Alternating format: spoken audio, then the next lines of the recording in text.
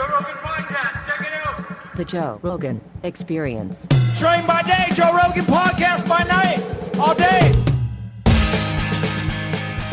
Hello. Hello. Very nice to meet you. Yes, and you. You've been on a wild little journey, huh? A journey that I certainly never expected, never wanted, Right. still don't want. So yeah. Did you ever in your wildest dreams think that you would have to be an advocate for women's sports? For sanity. For sanity, yeah. No. Never did I imagine that anyone would have to be in the position that I'm in. Nevertheless, me. So like you said, it really has been a wild, almost 2 years now. I graduated college, set to be a dentist in dental school, wanting to specialize in endodontics, which weirdly enough is root canals. So to say that this is a totally different path than I could have ever anticipated doesn't do it justice. Yeah, it's a minor understatement. Yeah, right? Exactly. So walk us through the beginnings of this for you. What was your first introduction to this insanity of biological men with gender dysphoria trying to compete with women? So I'll take you through my kind of timeline here. Okay. Started swimming when I was 4 years old, right? I come from a family of athletes. So my dad was an NFL player. My mom, she played D1 softball. My oldest sister, she played softball, went to Ole Miss. My brother, he's in college playing football now. All my uncles won Super Bowls and all this stuff. So come from a family of athletes. Started swimming when I was 4. Graduated when I was 22. So, 18 years of my life I really dedicated to my sport. Impossible to put in the words, this, the time and the hours and the dedication and the sacrifices that it takes to compete and ultimately be successful at the highest level. But of course, I was willing to do this. I knew I had to. Right? You don't get to go to prom. You don't get to have sleepovers with your friends on Friday night because guess what? Practice at 6 a.m. on Saturday. All of that to really say it's a lifelong journey. College rolls around. Truth be told, I really could have gone anywhere that I wanted to swim.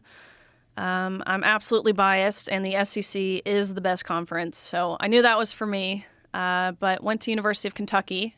Could not have been a better place for me. Freshman year, right, there was a lot of adjusting. It was a lot of time and hours. I thought I worked hard before. I was wrong. We were in the water 6 hours every single day, with 3 of those hours being before 8 a.m., right? So you practice from 5 a.m. to 8 a.m., go to class, come back, practice again from 1:30 to 4:30, ate your dinner, iced your shoulders, went to bed, did it all again the next day. We swam about 15,000 yards every single day, which is equivalent to like 10-ish miles. So lots of adjusting. Sophomore year, still improving though, still getting better. Sophomore year rolls around.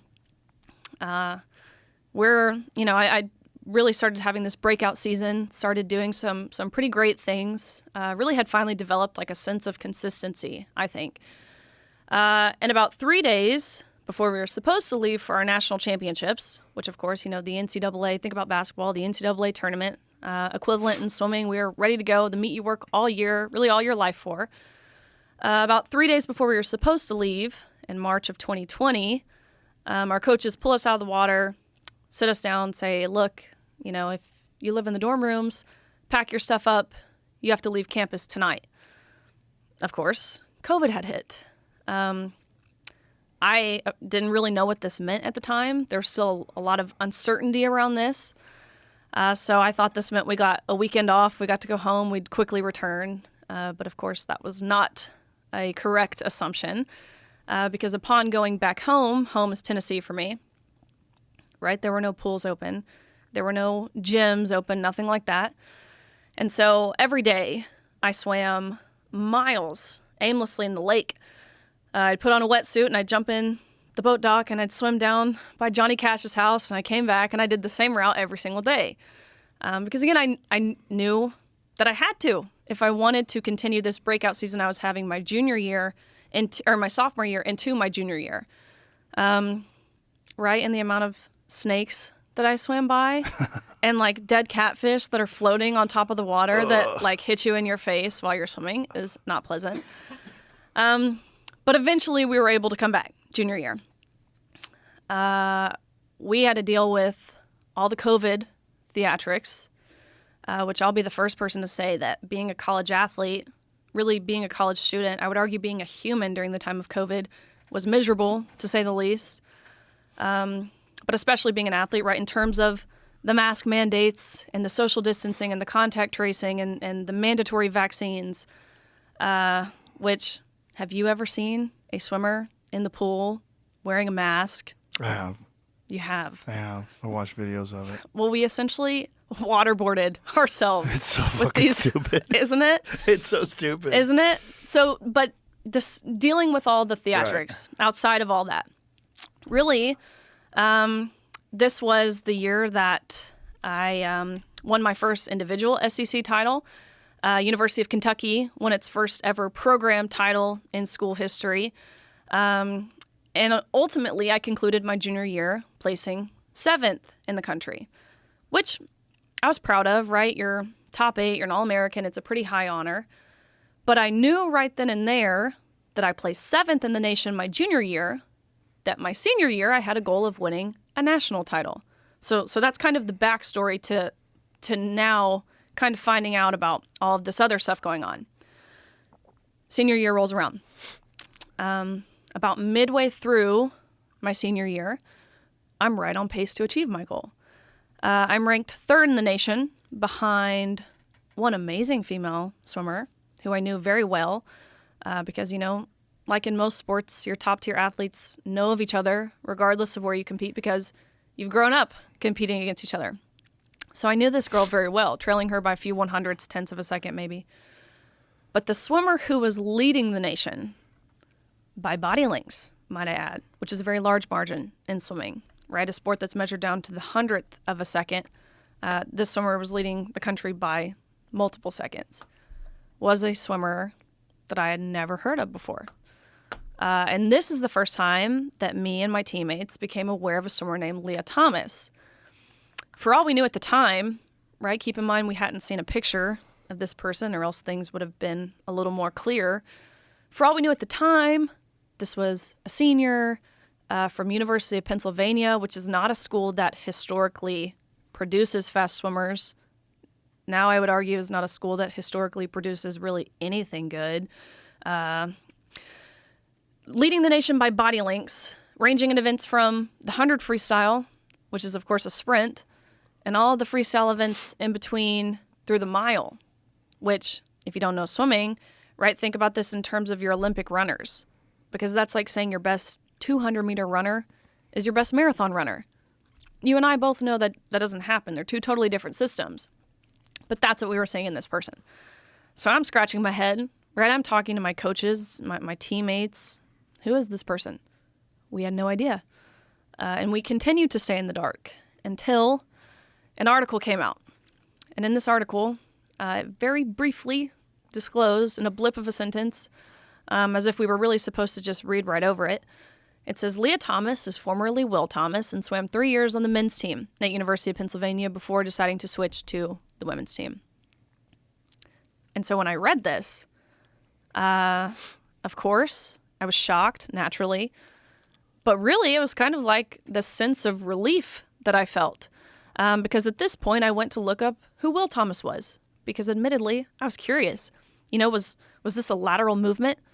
Someone who went from ranking amongst the best of the men to now continuing to rank amongst the best of the women? Which is, of course, not what we saw, right? We saw that this was a mediocre man, and that's generous at best, ranking 462nd in the nation the year prior when competing against the men. But that's why I say I felt relieved, because I thought that the NCAA would see this how I saw it, and how, again, my teammates saw it, how my coaches saw it, how my family saw it, how anyone with any amount of brain activity would probably comprehend this. Look, nothing hateful about it, nothing even opinionated about it. The sheer facts on the paper in front of us that this was not a lateral movement by any means. But lo and behold, the NCAA did not see it that way. They saw absolutely nothing wrong with this. And so about 3 weeks before our national championships in March of 2022, they released a statement saying that Thomas's participation in the women's category was a non-negotiable, basically saying that, look, there was nothing that we could do. As female athletes, there was no questions that we could ask or concerns that we could raise. We were told that we had to accept this with a smile on our face. So that's kind of the lead up to that national championships and really how myself and my teammates and really the nation, the world, actually found out about Leah Thomas. And I will say I'd heard of this happening in sports before, but I'd really only heard of it going the other way, right? So women, females who wanted to self-identify as men, then going to compete in the men's category, which, look, I didn't ever agree with. I never necessarily supported it, but maybe at the time I didn't see a problem with it, right? Because no one's, I guess, competition, the men's competition isn't being threatened. So, I thought it was dumb on the woman's behalf, but whatever. When did you see this from biological women competing as men? Actually, in the sport of swimming, again, there was a swimmer from Harvard by the name of Skylar Baylor, competed on the women's team and then decided to switch to the men's team at Harvard. But isn't there an issue, though, with steroids? Because if you're going to compete as a man, that means you're biologically transitioning. That means you're adding exogenous hormones, which would mean that you're taking steroids. Right. And you're allowed to do that if you're a woman transitioning to a male? The NCAA's policy at the time was 12 months of HRT, hormone replacement therapy, and you can compete in the category that best suits you. Right. So with Leah Thomas, I'm sure you got into this. What were the requirements that this 12 months? Is there an analysis of testosterone levels? It was just 12 months. That's it. That's the only standard. No threshold. No one is actually checking to see if this person is actually taking estrogen or taking testosterone blockers or doing anything. You just have to say you're on this program for 12 months? I believe so. Yeah, I'm not sure what the process looked like if they talked to Thomas's doctors. I don't know. But yeah, the policy that had been in place since 2010. So obviously this is a pretty old policy, 12 years at the time. That's what it stated. So that policy's been intact for 12 years? Correct. Really? And now NCAA, in true cowardly fashion, is changing course, right? They don't want to be responsible. They don't want to be accountable for this. So what they're doing now is a phase-out approach of this policy and leaving it up to each specific sport governing body to make their own rules, right? So now for swimming, they would resort to looking at World Aquatics or FINA, which is the international governing body. For soccer, they'd look at FIFA. For rowing, they'd look at U.S. rowing. They don't want a blanket policy anymore. And again, they don't want to be responsible or accountable. So they're leaving it up to the governing bodies, and what decision have the governing bodies made? Some have taken appropriate steps. I don't know of many sports that have been perfect, but swimming, for example, their policy now is if you've gone through male puberty, you can't compete with women, which they were really the first ones to take that bold first step in prioritizing fairness over inclusion. But the policy insinuates if you have transitioned by the age of 12, then you can compete with the women, which is not satisfactory. Even taking puberty blockers before the age of 12, there are still advantages that males possess over females. And even if they didn't, it's the women's category. Yeah. It's not for men. Yeah. So, and then you have other sports that have gone the total opposite way, like soccer, for example, that leave it up to, self-identification. Basically, you just compete where you feel best. Oh, how convenient. Isn't it? Which at this national championships, right? This national championships where we had Leah Thomas, who is a male, a man, self-identifying as a woman. We were told we fully had to treat this person as a woman, right? This same national championships, we had another athlete who was transitioning. But this athlete is a female who was then self-identifying as a man. from Yale. Izzy now goes by the name of Isaac. And we were told we fully had to treat this person as a man. Optics purposes here, to give you perspective of what this looked like from our eyes. Okay, finals of the 100 freestyle. Top 8 women in the entire nation. Air quotes women. Air quotes women. Yeah, for those that don't have video, air quotes women. Top 8 women in the entire country. And you've got a 6'4" man in a women's swimsuit with a bulge next to a woman wearing only a Speedo with nothing covering her top. Your reaction was my reaction, because I'm sitting there watching this. I'm thinking to myself, it's me. I'm the crazy one. It must be. This is the freaking Twilight Zone. How does the audience react to this? Like when Leah Thomas gets on the block, when they're about to start a race. How does the audience react to this? As you can imagine, right? Like, there was a lot of silence. A lot of people didn't really know what to do, what to say. There wasn't a lot of clapping. There was a lot of, like, protesters and, like, trans rights activists who were there, who were being loud, and the posters and blah, blah, blah. Lots of booing. Kelly J. Keane was there, who is a phenomenal women's rights activist out of England, and she was there, and she, I'll never forget, I'm standing on the pool deck, and at this point in time, like, of course, me and all my teammates and my coaches, we all knew this was wrong, but it's still, I didn't know how to talk about it or what to say or what outlet to go to, and I remember hearing her from the stands, and she just said something that we were all thinking, and she yelled so loud, "He's a cheater," and I was like, oh my gosh, I needed to hear that. So there was a lot of booing, as you can imagine. Lots of silence. And through this, so you have the loud trans rights protesters. And is there anyone countering that? Are there loud pro-women sports protesters? There were. Not as loud. If I'm going to be honest, not as ugly, which I think that gets a lot of media time when you have these men with beards and these big signs. That certainly catches a lot of cameras. So they were definitely there. And looking back, like I said, like being able to see them, it inspired me. It gave me courage to be willing to kind of put my name and face to it. Because I was scared at first.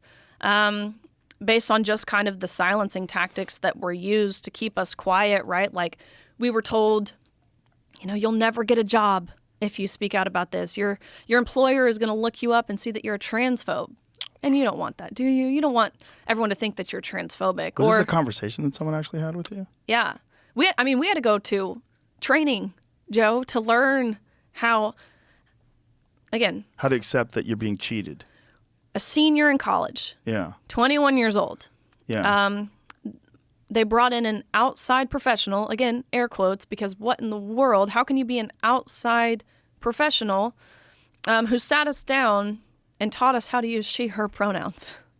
Again, a senior in college. I'm like, am I really? Taught you how? You, an actual she, her. An actual she, her. How do you use she, her pronouns? We had to go through these interview questions. They threw a question at us. If we didn't answer their fake interview question to their standard, we had to go through it again. Oh, my God. Yeah. Indoctrination. Thomas's teammates, right, 16 of these girls, plus their parents at the beginning of the season, signed on to a letter expressing their discomfort in the locker room.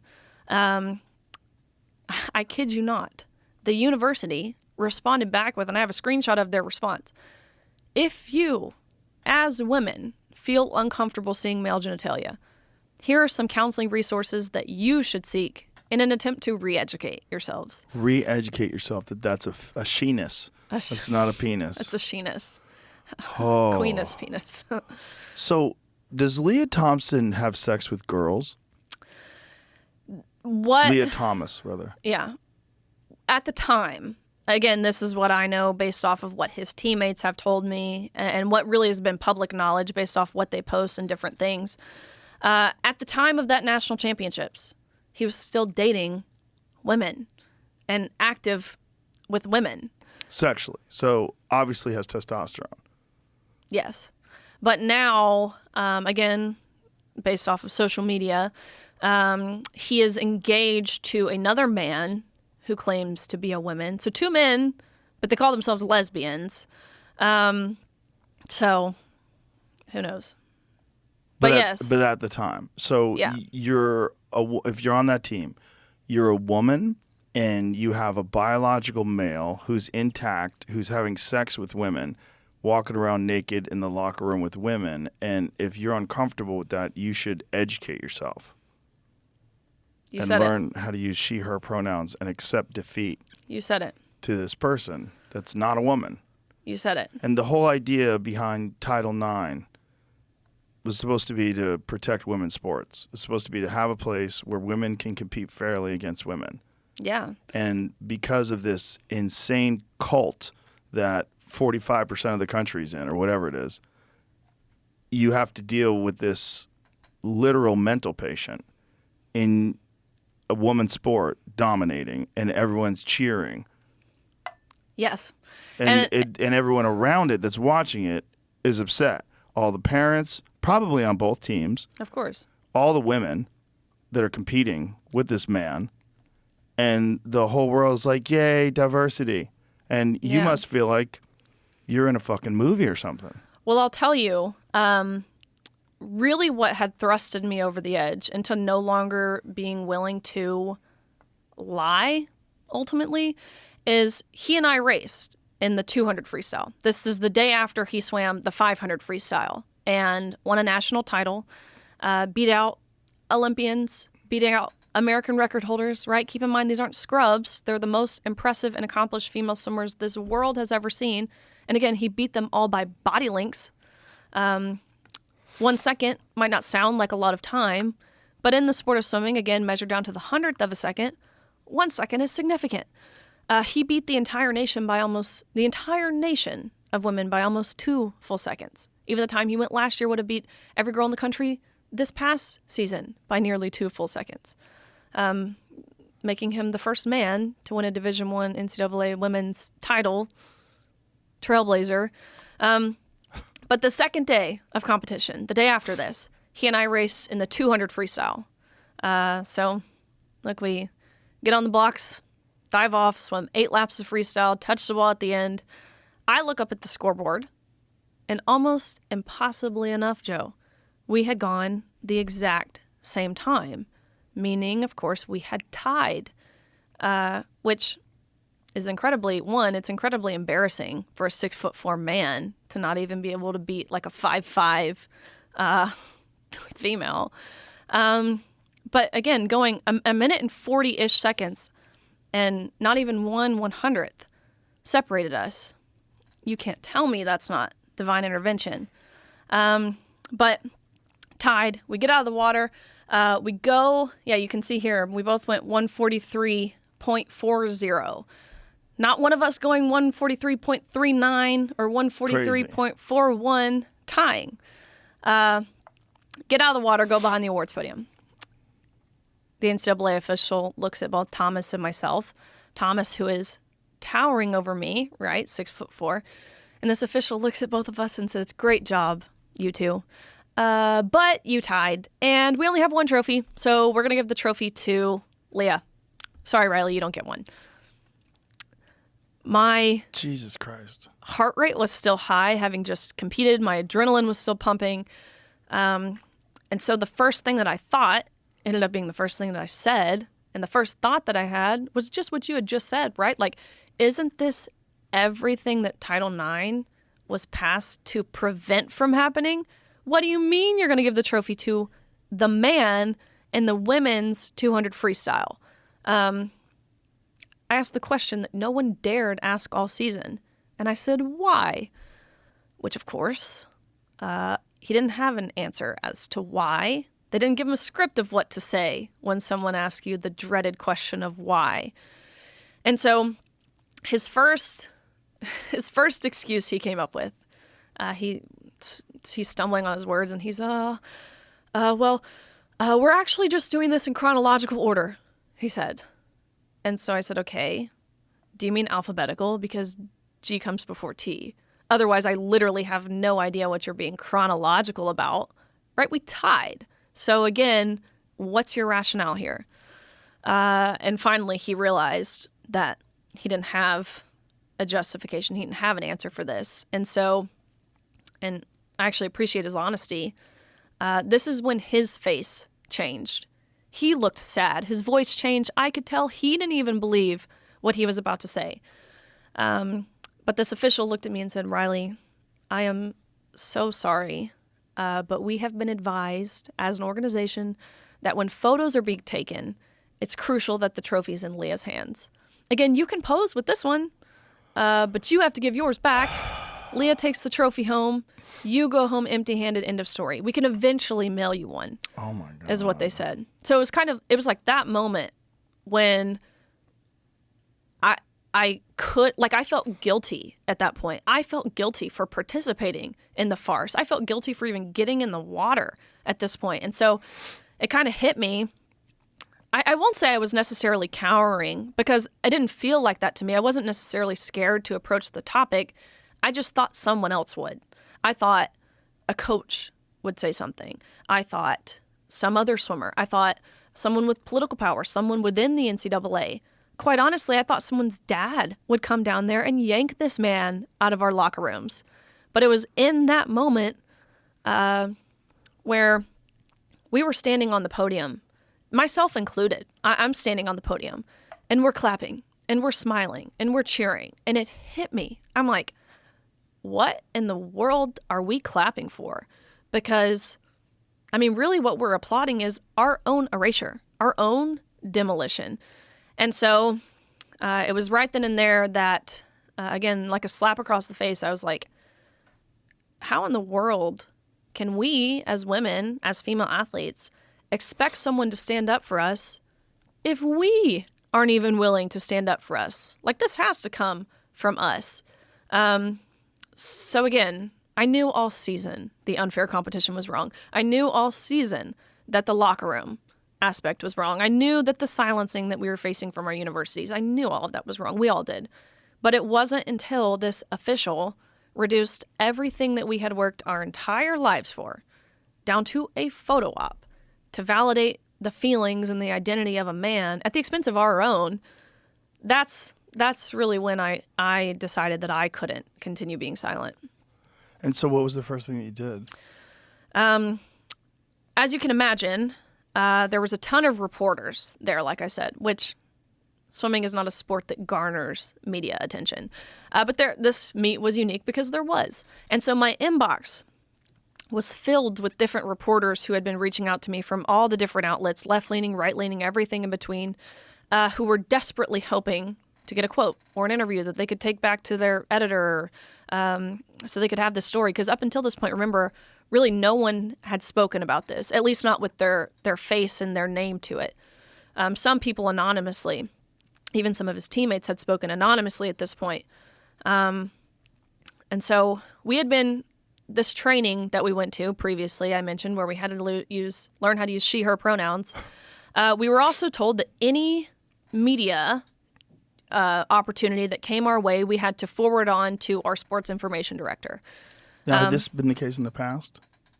They had never addressed this in the past because, again, swimming is just not a sport where this is ever. So you had never been contacted by the media previously in your career? I mean, I'd done some stuff with ESPN and you know, I broke the SEC record and all that stuff. And so that was a pretty big deal. And so there had been other stuff, but all mild, like softball kind of thing. But there was nothing where you had to run it by training, other people before you were allowed to have these conversations. Correct. So this was the first time. Correct. And so they told us, though, like, we'll help you coordinate.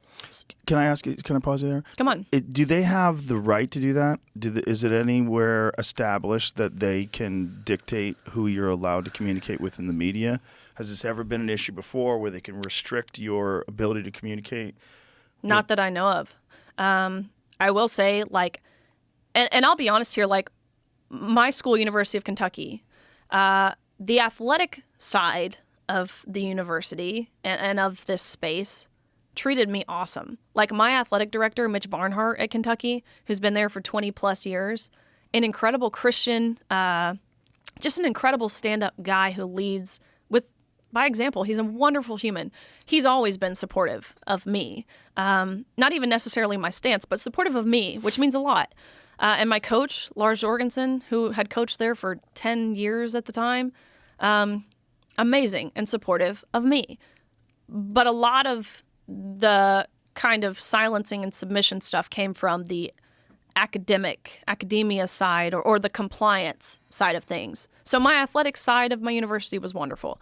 But yeah, the compliance side, I was even told specifically, Riley, remember, you signed a scholarship, and when you signed that scholarship, they went as far to say you gave away your rights to speak in your own personal capacity. Remember, you represent us.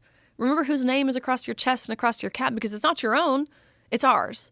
This is specifically said? Yeah. They said, we have already taken your stance for you. You signed away your rights to have your opinions on something that deeply affects your life's work. Right. For a university that's terrified of pushback. And understand, this is not specific to just the University of Kentucky. This is why there are so few voices really speaking out in my position, right? Like young college-age girls who have been impacted or affected by this. This is why so few are willing to take a stand. It's because it works. Look at what happened at Roanoke College in Virginia. It's the same story, because it's always the same story, where this mediocre man who swims 3 years on the men's team decides his senior year he wants to join the women's team to become a record smasher. Same thing happened there. These girls, they're getting in contact with me saying, hey, this boy on the boys' team wants to join the women's team, but they told me that they got to vote on if they wanted him on the team or not.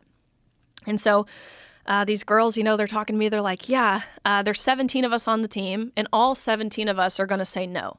And I was like, that's great. We haven't seen really unity in this topic amongst the whole team, so that's wonderful. And so they go into their meeting where they were told they got to anonymously vote. The coach walks in, has the boy with him. He says, hey, I know I told you the vote was going to be anonymous, but it's actually going to be by show of hands, and I'm going to let the boy here give a speech before. So the boy gets up, gives this talk, and he says, hey, if you don't vote yes, I will kill myself, and it will be your fault. So as you can imagine, 13 of those 17 girls changed their vote to yes. Oh, boy. And it's because they were told they were going to be a murderer. And 3 of them were like, go ahead, kill yourself. But honestly, think about that, though. That's a crazy thing to say. They're equating advocating for fair play and privacy in areas of undressing with having blood on your hands. Yeah. Same thing that Leah Thomas's school, UPenn, told those girls, that if they do speak out and any harm whatsoever comes towards his way, right, whether it's through social media, through, emotional harm, physical harm, self-inflicted for that matter, they told these girls that they would solely be responsible. That would make them a potential murderer. And you don't want to be a potential murderer, do you? No, so I suggest you be kind, and I suggest you be inclusive. God, that is so insane. It had to feel like a Twilight Zone. It did. This whole process, even looking back now, and maybe at the time, I didn't necessarily see it for exactly what it is. Having really removed myself from the situation now and looking back, it's like, whoa, how did they get us all to, not that I ever conformed. Again, I never thought this was right. But we went along with it. Right. And how in the world did they manage to achieve that? And I think a lot of this truly, again, being a college athlete during the time of COVID, I think that's when they learned they could control us. Because again, our universities told us during that time, my junior year, the vaccines were mandatory. You had to get the vaccine. Me, look, at this point, I'd already had COVID, right? I had the antibodies, which I thought was the best natural immunity. I'm young, I'm healthy. Yeah. I'm not anti-vax or anything like that, but I just didn't really see the point of me getting the COVID vaccine. And so I said, no. I said, I'm not getting that. They said, Riley, remember, you're the team captain. You're going to be hurting your team if you don't get it. And you're supposed to be the leader, Riley. And so I really struggled with this because I didn't want to be hurting my team. Before my own personal success, I cared about how my team did, how my teammates did. And so I really struggled with this. But finally, I realized, mandatory didn't actually mean law. It doesn't actually mean required. And so I stood my ground. But truthfully, I think that's the first time that I learned how to stand up for myself. And I think that incident and really the whole COVID thing helped me stand up for myself my senior year when, again, the same tactics, the same emotional blackmail and gaslighting, really, that they were using, I think it helped me my senior year, too. Well, I'm sure it helped you see the world now that you're out in a different light. Definitely. It's a cult. I mean, and that's really what it is. And it doesn't make sense to anybody who's not in the cult. But the people in the cult, they'll use terms like when that person said, if you don't vote for me, I'm going to kill myself. They use these very sneaky terms like life-saving, gender-affirming care in regards to castrating children and putting them on hormone blockers and removing their breasts. They use this crazy term that seems like, well, it's got to be good. It's life-saving, gender-affirming. But really, think about the message that even just the verbiage of gender-affirming care sends, whether it's to a minor or anyone for that matter. Right. We're telling them, especially kids, we're telling them that they're correct to feel as if they were born in the wrong body. Which, what a terrible message. We should be telling them that they're perfect just the way God created them. That's what we should be telling these kids. But that's not the message that they're being sent.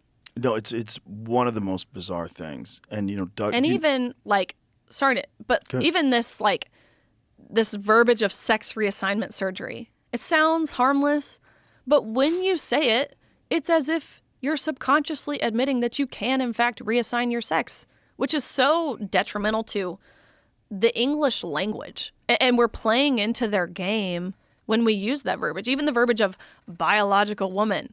Yeah. I've got such a problem with, and I didn't always because, again, I thought I had to make the distinction, right? I am a biological female. Thomas is a biological male.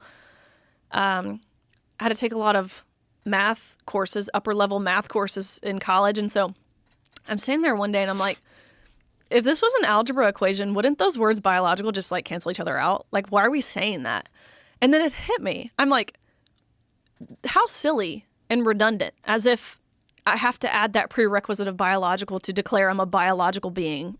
That's so dumb, right. Quite frankly. And when we say it, it's as if we're subconsciously admitting that there's an unbiological alternative to being a man or a woman or a male or a female or a girl or a boy. And there's not. Right. There's not. So, yeah. Did you ever see that interview where that bike racer is talking to one of the late night hosts and they were asking Veronica about Ivy. biological women? Come on. And she's like, well, I am a biological human being and I am a woman. So I'm a biological woman. And the host is just like, Yep. Yeah. Fucking cowards. You're not saying anything. Totally. None of that seems nuts to you. Totally. And that's the game that's being played here, right? You give an inch, they take a mile, which is why I've really realized now how powerful our language is and the words that we use. I'm very particular about what I say. I won't call I try and just call Thomas. But people can legally change their name and whatever. But that's a guy. But I'm not calling him she. I'm not calling him her. It's silly. It's silly. And I won't say trans woman because, again, that's admitting that this is some sort of subcategory of a woman. He's just a man. The Thais have had it right forever. They don't pretend that they're women. They said, I'm a lady boy. I'm a lady boy. Yeah, and that's okay. It's an accepted category. Okay. Yeah. Yeah. No, exactly. Transparency. So, yeah. All of that to say, to get back to the very first question, never in my short 23 years would I have imagined that it's necessary to take the steps and the actions that we're taking, to even have to define this word woman, right? But we've reached a point now where not only is it necessary, I would argue that it's urgent we define this word. In the nearly 250-ish years we've been established as a country, we have never struggled to define this word. Right. Yet here in 2024, we have a sitting Supreme Court justice who can't even answer what a woman is because she claims she's not a biologist. Right. Well, guess what? I'm not a veterinarian, but I know what a dog is. That's the stupidest thing I've ever heard in my life. It's a very dumb conversation. It is. And so a big piece of what I've been working on, I've been working with Independent Women's Forum to develop and create a new piece of legislation that does just that, define the word woman, and other sex-based terms in statute. It's been passed now in 4 different states, Kansas, Tennessee, Oklahoma, and Nebraska. Both Oklahoma and Nebraska by executive order, which in great leadership by Governor Pillen and Governor Stitt of Oklahoma. It's tracking in like 13 different states right now. So again, all of that to say it's a telltale sign of where we are as a nation when we have to do what we're doing. Well, it's requiring a lot more pushback than most people are willing to do. Yeah. Because the activists on the side of promoting this nonsense are very loud, and they've made it their entire identity to get this across. And they also connect themselves to the idea of this, air quotes, progress being ubiquitous, that it spreads across the country, and that this is for them a sign that the world is moving in the right direction. So they're like vehemently opposed to any pushback against this. They're really aggressive. They are. But everyone on the side that's like, this is fucking crazy. Most of those people have jobs and families and obligations, and they're fucking busy. And they do not have time to sit at a council meeting with these fucking lunatics. 12 p.m. on a Monday, right? I know. And have them scream into microphones, you're committing trans genocide. And you're like, oh, okay, what the fuck? What is this? What is this, and how did this get started? It's like a zombie disease that made its way across the entire country. And they were like, oh, who got bit first? Exactly. Can we figure out what the fuck happened here? Who's doing this? How is it possible that anyone with children, anyone who's a father who has daughters, is okay with this? How is that possible? This is nonsense at the highest level. And even though it's not like close. You know, it's not like, well, I kind of see their point. No. It's not even remotely close. And yet it has been taken up by a giant swath of the greatest country the world has ever known. Like, that is very bizarre. What I was going to say earlier is Douglas Murray, who's the British intellectual, is a brilliant guy. And he said this. And when he started saying it years ago, he's like, whenever a civilization is in collapse, they become obsessed with gender. It becomes a thing. It was with the Greeks and the Romans. It's like, it seems to be like a symptom. A step in the process. Yeah, it's a thing like, oh, see those hives that you have? Oh, you're infected. Oh, you're sick. Oh, you're everyone's like changing their gender, and you like 50% of kids in some colleges are LGBTQ2QIAS. What? How is it 50%? This is a fucking mind virus. Like, what is going on here? And what Douglas has said is that you could find this throughout history. Of course. And honestly, if you take all of the different little pieces of what we're seeing, especially as it pertains to like the cultural issues that are really plaguing this country. Yeah. Right. If you look at the denial of objective truth, the shift in our language, like we mentioned, the breakdown of faith. We used to be a country that proudly said, "In God we trust," and one nation under God. You look at the breakdown of the nuclear family and really pinning parents and kids against each other. You look at the breakdown of our freedoms, such as the freedom of speech. You look at the propaganda that's being spread through the media. I mean, the list goes on of all of these different little things.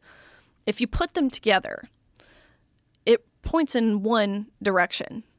And that direction, not to sound conspiracist or crazy here, is truly Marxism.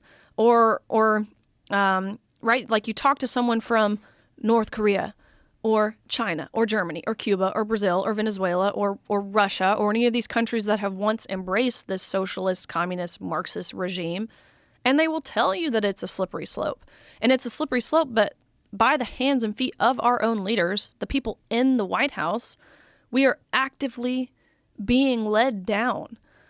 And like you said, sex the most basic of truths, the sheer essence of humanity. Hate to break it to you, myself, every single person watching and listening.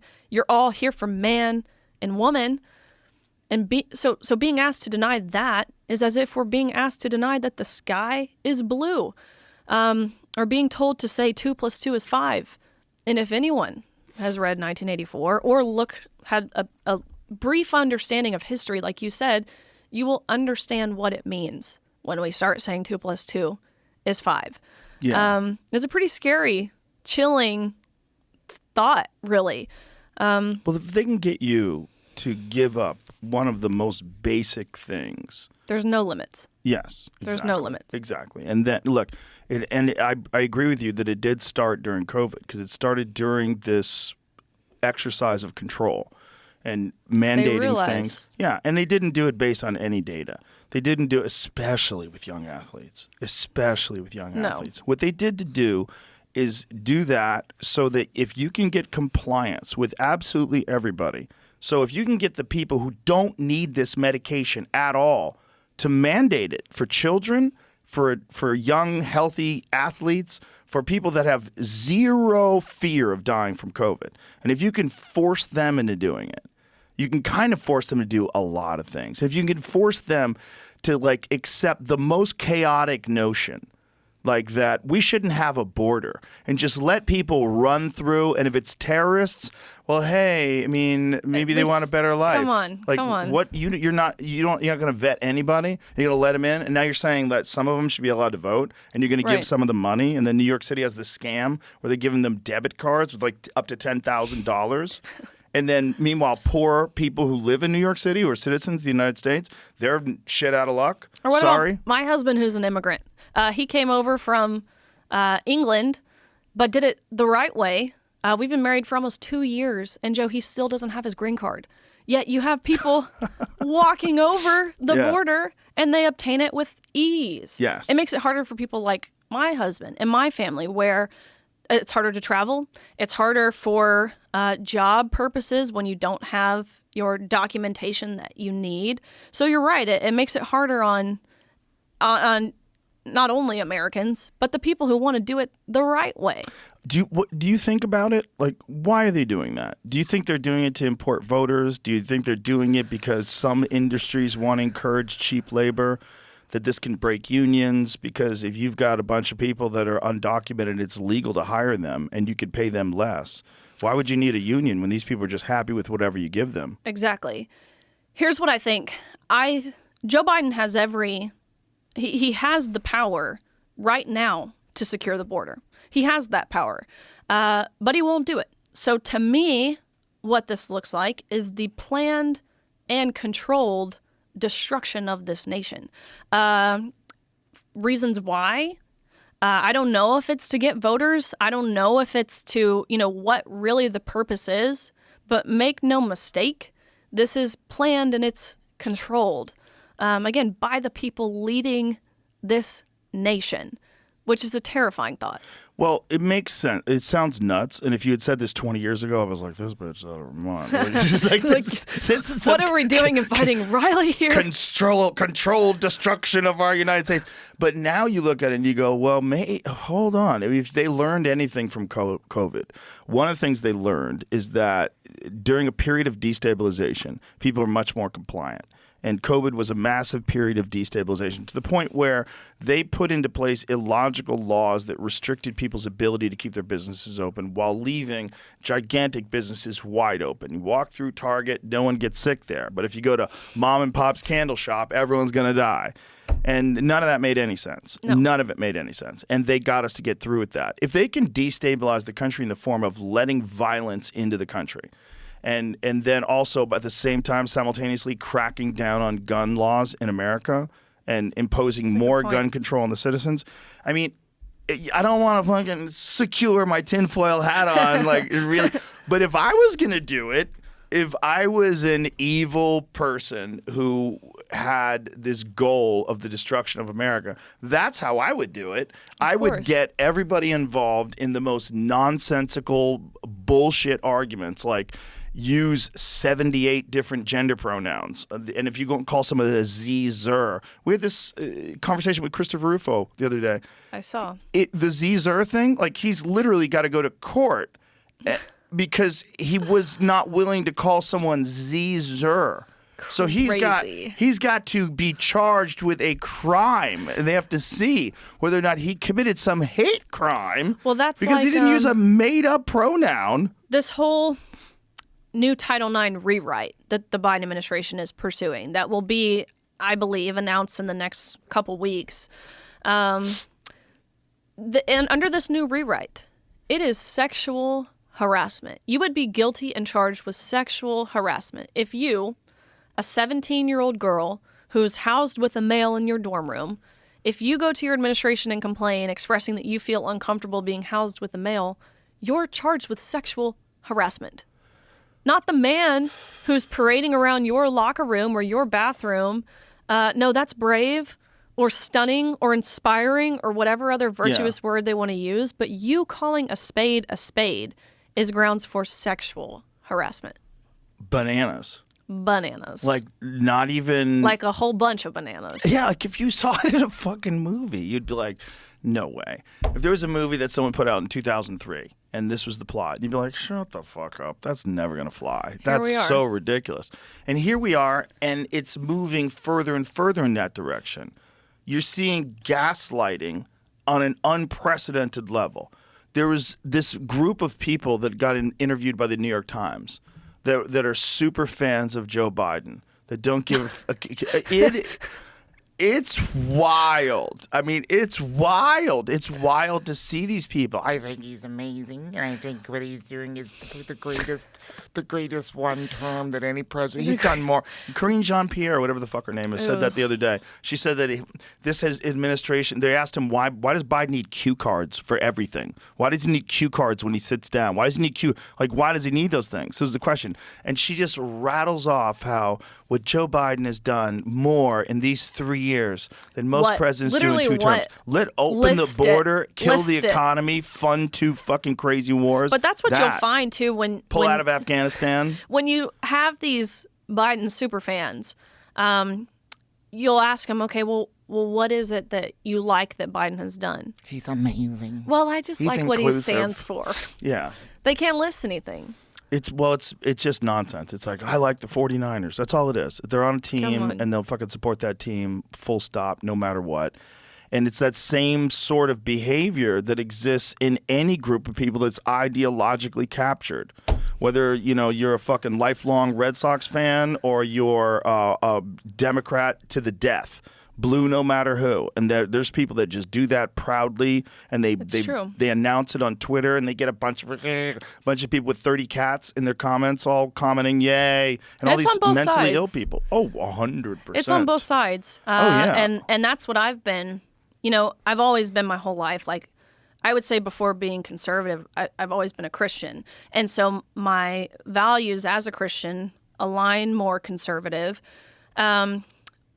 But what I've noticed these past 2 years, I've been really eye-opened to the amount of corruption, to the amount of string pulling, to the amount of really crazy people on both sides. So we talk a lot about the left because they don't try and mask theirs, at least the very extreme radical left, like those protesters or the people who protest me, which psycho. I was in Milwaukee recently, and I had protesters stand outside my hotel room for hours, Joe, hours chanting, "Riley can't swim." I'm like, that's the best you got? Riley can't swim? It is. I loved it. When you're so good that's all they could say. I would challenge any of them to a race. So we see the left being crazy, but there's some crazy people on our side 100%. too. It's a human characteristic, and people, they jump into these ideologies not because they're well thought out and because it makes sense. It's because human beings are tribal by nature. And when we find a group, look, I see people talk about cults sometimes, like in a documentary. I'm like, that seems like fun. Like, and I'm a grown man. If I was an 18-year-old boy and that happened, or a 16-year-old boy and I encountered them, I'm young and impressionable. 100% I could get sucked into it. You can get sucked into the left, you could get sucked into the right. And then you're around like-minded people, and the nuttiest, most ambitious, and most fucking psychotic of that group are the ones on the far outlines. It's the Patriot Front on one side, and it's Antifa on the other side. Come on. And this is what happens. And this is what happens with human beings. And those people... They'll allow the Antifa people to fucking blow up things and light things on fire. Like, well, some violence is necessary to achieve a means. It's like the strong arm of the Democratic Party. And then for the right, they've got to kind of ignore the really loony right-wing fucking Confederate flag dudes. Like, you got to like kind of push those aside too.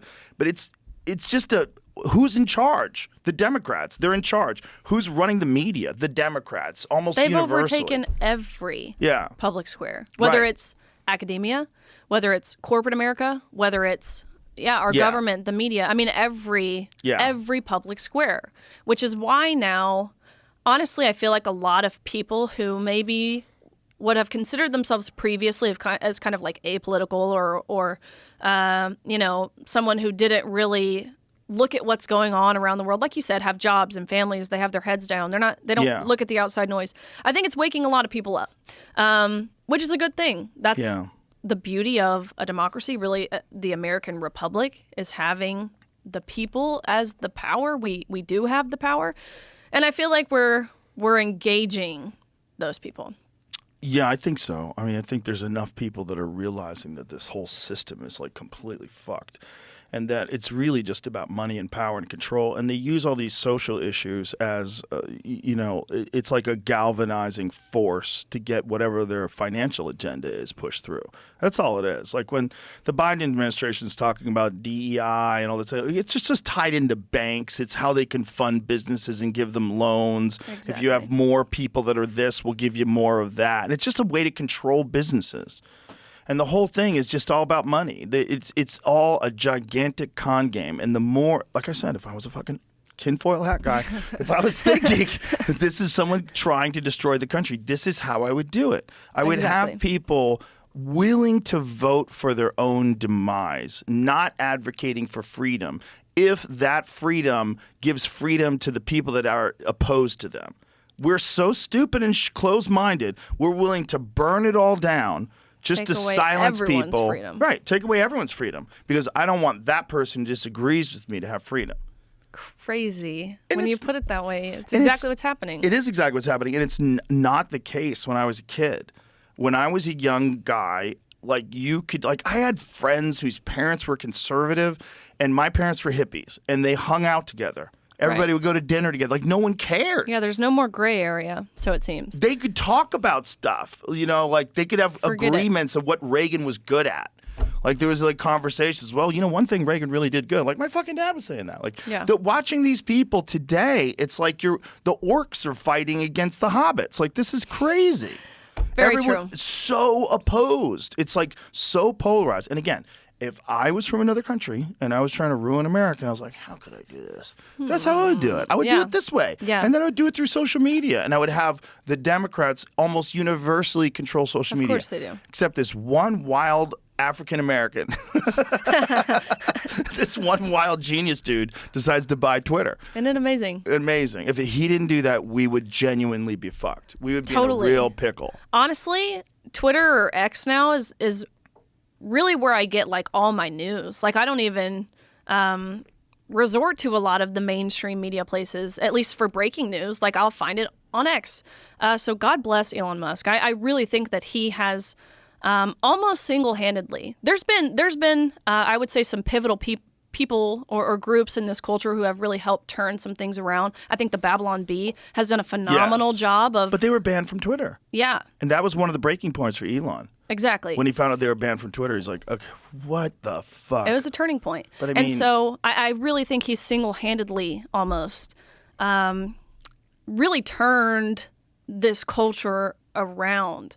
So God bless him. He's definitely made it take a turn. And for anybody who thinks that's exaggerating, you have to take into consideration that is not a business move that any corporation that wants to make money would have approved. No. If you're Elon Musk, you can do it. But there's like maybe 5 of those guys on Earth that could just buy something for $44 billion. That's crazy. That's really probably worth half that. Right. So you could never justify it on paper. No. So he's an insane person. He is. Who's dedicated to free speech, who just happens to have $200 billion. So he can step in and do that. And when they tell him about advertising, that was one of my favorite speeches ever. He was like, "Go fuck yourself." Isn't that awesome? It was amazing. It was He goes, perfect. if you're gonna blackmail me with money, you're gonna do that. Go fuck yourself. It's amazing. And then he goes, "Hi, Bob." It's hilarious. But honestly, like that right there is what this nation, again, really this world is lacking, is strong leadership. Strong male leadership in particular. We don't see a lot of these men, right? We picture men as these like dominant, aggressive, assertive leaders who protect and provide. Our nation is failing because we don't have those male leaders. We don't have people who are who have backbones and a moral compass. But Elon Musk has the perfect combination of a backbone and a moral compass, which is sad when you think about it. Also, he's smarter than everybody. Boom. And he's rich. He sees where all this is going. He's like, you people are out of your fucking minds. Like, what are you doing? Exactly. So he literally has to step in and buy a social media platform. And then upon doing so, they release all these emails to these journalists like Michael Schellenberger and Matt Taibbi. And you find out through all this that they've been in contact with the This FBI, whole and the time. FBI has been telling them to delete accounts and get rid of posts. And My account was deleted prior to the Elon Musk era. what did you write that was the big offense? There are two sexes. I know, God forbid, right? Isn't that amazing? Jail. Put me in A jail. biological truth. Like, okay, can I get a review? Can we go to a textbook, please? Yeah. How many sexes does it say in the textbook? I think it says 2. Does that say 2? It says 2 sexes, male and female. So I was right. Let's ban the book too. Like, what is that? No, yeah. So, but I was able to make a new account under with Elon Musk's Twitter. Yeah, luckily. And it's the only platform that I've found where I don't get my videos or posts removed. Yeah, see, TikTok, every one of them. right? Oh, I was they're the hesitant most- for TikTok for a long time for a lot of reasons, right? Like we hear that the Chinese are spying on us and going to take our information and blah, blah, blah. So I didn't want to post on TikTok for a long time. But I went on I had a profile. I'd sometimes view videos, again, never really posting. And then one day I go to my profile and I have like 20,000 followers having never posted. I'm like, this is crazy. Like, clearly there's an audience here on TikTok. And it's unique because it's a younger audience, which has been a big push of mine, is to target younger people my age, to really engage them and help them see what's going on. So I was like, maybe I will start posting to TikTok. My videos went viral, and every single video is like deleted now. But I have like almost, I think, 400,000 followers, having only posted like a couple times. It's crazy. And so they'll delete you if you talk about gender issues. Anything. Now, I could isn't this- report like a factual, real story that had happened, saying nothing outlandish, nothing, and it's deleted. Now, again, let's go back to my theory that someone's trying to destroy the country.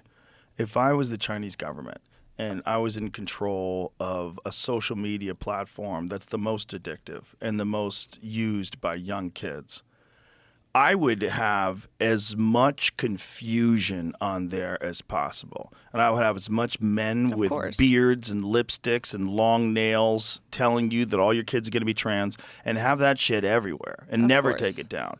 And anyone who combats this, anyone that like starts making sense and resonates with people, get them out of here. Just get them the fuck out of here. This is a propaganda machine. And they're laughing the whole time. And it is owned by China. And it is some of the most fucking troublesome spyware that they've ever examined. When guys have back engineered the Twitter code, the fucking coder guys who've gone over that, they were like, oh my God, this is crazy. This is the most invasive we've ever seen. It has access to your keystrokes. So, like, say if you're using TikTok and then you're also like sending emails, it's going to know what your emails are. crazy. It's going to know. It's going to be able to listen to your voice. It's going to be able to videotape you. It's going to have access to all sorts of aspects of your phone. Not necessarily saying it's going to use those things, but it's going to have the access to it. All that's in there. Now, imagine a scenario where China attacks Taiwan. And all of a sudden we're in this weird proxy hot war with China, as well as a weird proxy hot war with Russia. And then China starts fucking with the phones. All these people that have TikTok on their phones. How many accounts are there? How many different people can they target that have children? And then these people are high-level political people. Right. How many people that are in board meetings? How many people that are coming home on their phone having conversations in private with their wife about the real problems that we have right now with corruption and the Biden laptop is real, that kind of shit. Right. They're going to have all those recordings. They're going to literally be able to listen to anybody they want. They've paid people. What they've done is really fascinating. They've gotten like high-speed internet routers and cell phone routers, and they sell them cheaper. And so people buy them. And they've already found that some of these have third-party accessibility. Right. And they're putting them near like nuclear facilities. The Chinese people like we'll sell you these cell phone towers cheaper and just put them over there where you fucking test jets. And we're like, wow, would it save some money? What a great idea. And so we buy all their shit, and their infrastructure is everywhere. They own farmland everywhere, all over the country. And they own a lot of farmland that's around military bases. Right. Is this you saying I should delete TikTok?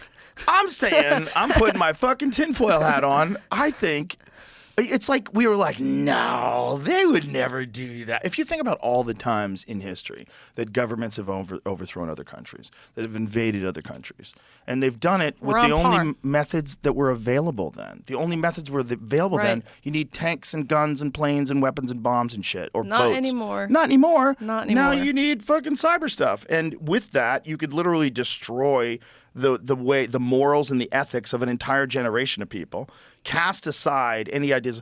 They're trying to do things now where they're talking about minor attracted persons. Crazy. And you're seeing elected politicians, elected officials talking about being very clear that this is an identity, that these are minor attracted persons. Sick.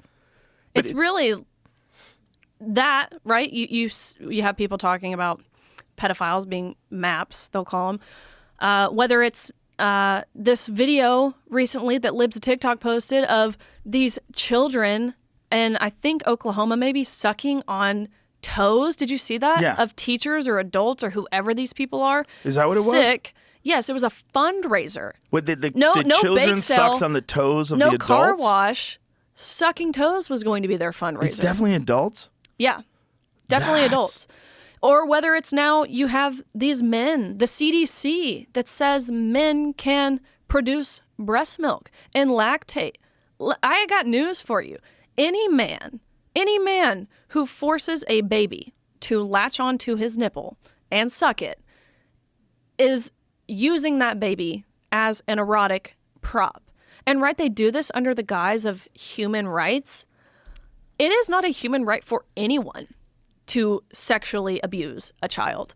So all of that to say, there's this big push, so it seems, whether it's the gender ideology movement, there's this big push to seemingly normalize pedophilia, which is grotesque. It is perverse. It's disgusting. Parents who are okay with this, Democrats who are okay with this, who vote in favor of a lot of this nonsense stuff, you're a sellout to your own child. And honestly, I think there's a separate conversation that needs to be had if you are an elected official voting in favor of this stuff with kids. I think there's a separate conversation that needs to be had involving CPS, because again, that's disgusting, to say the least. And it's always been morally reprehensible. It's always been a thing that we wanted to kill people for. And now all of a sudden we're saying that it's an identity. Again, if I was trying to destroy a country, I would throw that into the educational system, and I'd make it seem virtuous to discuss this in an open-minded and objective way. Like, they can't help who they identify with. Well, and honestly, right, like, again, being a Christian, the Bible tells us that we will reach a point, and Paul says it in Acts and Romans and different places. He tells us that we will reach a point where bitter is seen as sweet, dark is seen as light, and evil is seen as moral. It's undeniable that that's not what we're seeing now. And look, that's not to say that people who identify as trans are evil. I don't necessarily think that. But what is evil is deception. Yeah. Manipulation is evil. Temptation is evil. Lying and affirming delusions, that's evil. And that's exactly how Satan works and how he operates, is in the darkness. But now a lot of it is coming to light. Again, thanks to people like Elon Musk. It sounds loony when we start having these kind of conversations about like Satan and evil and good and, you know, and biblical stories. But as time goes on, I think that what the Bible is I think at one point in time, there was a very sophisticated society that got wiped out by some sort of a massive natural disaster. And then over time, they told the stories that they had learned since they stopped writing things down, and they probably had to live like barbarians for thousands of years. But they always had the stories. It like literally the Big Bang. In the beginning, there was light. If you told that for thousands of years, that's what that would be. Right. The Adam and Eve in the garden, the creation, that someone created this. Like that they were trying to tell us, and that men can go down evil, wicked ways, and it can lead to destruction. And these are some of the symptoms that you'll see when it leads to destruction. It's like this is like a map of civilization. Right. It's just so old, and it's been translated so many times from ancient Hebrew and Aramaic and all these different languages down to Greek and Latin and English finally. It's like there's so much like what was really said, what was really going on, because a lot of it seems too on the money. Like if we wanted to try to put this through some sort of a logical filter or figure out like, is someone really trying to warn us about the natural progression that all societies and all civilizations go down if you don't have a moral compass and if you don't follow and adhere to the rules of God? Well, there's still stuff that hasn't yet, right? Like what has been prophesied that hasn't yet happened. So time will tell, right?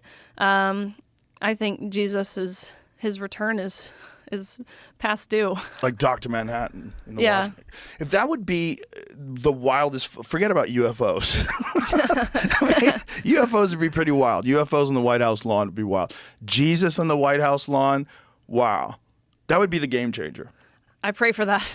Come back, God, please. do you think people would even believe it? They would think, oh my God, this is Illuminati. Our media would spin it some way. Well, our fucking just people on Reddit. Like the people that are like what a 4chan platform. people. What a platform. What a platform. Oh my gosh, I have seen some of the craziest stuff on Reddit. And I don't have a Reddit account. That's not my space. But you go in and look at things sometimes. But people will post like other Reddit clips. And I speak a lot on college campuses, again, with the intention of really trying to garner support from the youth, but also encouraging them to find their own voice and to be bold and to be leaders themselves. All done through the Leadership Institute, which is just a phenomenal group. But a lot of these college campuses I speak on, the protesters, when they hear I'm coming, they'll go to Reddit and they'll start going off, which is hilarious to look at. But honestly, it's kind of scary. Like a lot of these people, for instance, I was at San Francisco State a few months back, which was my first mistake, going to freaking San Francisco. But I went there with the intention of, like talking about what you and I have talked about, at least from that national championship standpoint, everything that we went through, why it's important. I went there, and what a naive thought to think that these students would come with an open mind and the willingness to have their hearts softened, because they did not. They came with their pitchforks and fire, and upon me delivering my speech in a classroom setting, right? So like a podium at the front, there's seats in the class. Upon delivering my speech afterwards, a group of protesters entered into the room, hundreds of them, turned off the lights, rushed to the front. I'm being like shoved and hit and jostled. I'm like so confused what's going on. Punched, right? But fortunately for me, men in dresses, their punches don't hurt that bad. But ultimately, these protesters ended up holding me for ransom throughout the night, demanding that if I wanted to make it home to see my family safely again, I had to pay them money. All the while, you might be wondering, okay, well, where are the police? Joe, it's San Francisco. The police are being held for ransom in the same room with me. I'm looking at the police like, pretty sure I'm being held against my will. Pretty sure we call that kidnapping. Isn't there something you can do to like alleviate what's going on here, to de-escalate and get me home safely? No, actually, we can't. We're not allowed to be seen as anything other than an ally to that community. The same community who's on the other side of that door calling them racist pigs for protecting a white girl like me. Say that again. They're not allowed to be seen as anything other than an ally. Right. So this is like a mandate from the police department. So anything that involves anyone who's trans, you have to automatically support, regardless of whether or not that person's the aggressor. Let me tell you, even... Is that fair to say that? Well, that's what was communicated to me. Even now, where there is an ample amount of video footage of this happening, there is audio evidence, there are eyewitness testimonies. Again, the police were in the room with me. There's footage that I requested that they never sent me, whether it was CCTV footage or their body cam footage. There's an ample amount of evidence to charge whoever is responsible, whether it's the students, whether it's the university, whether it's honestly the police department at this point.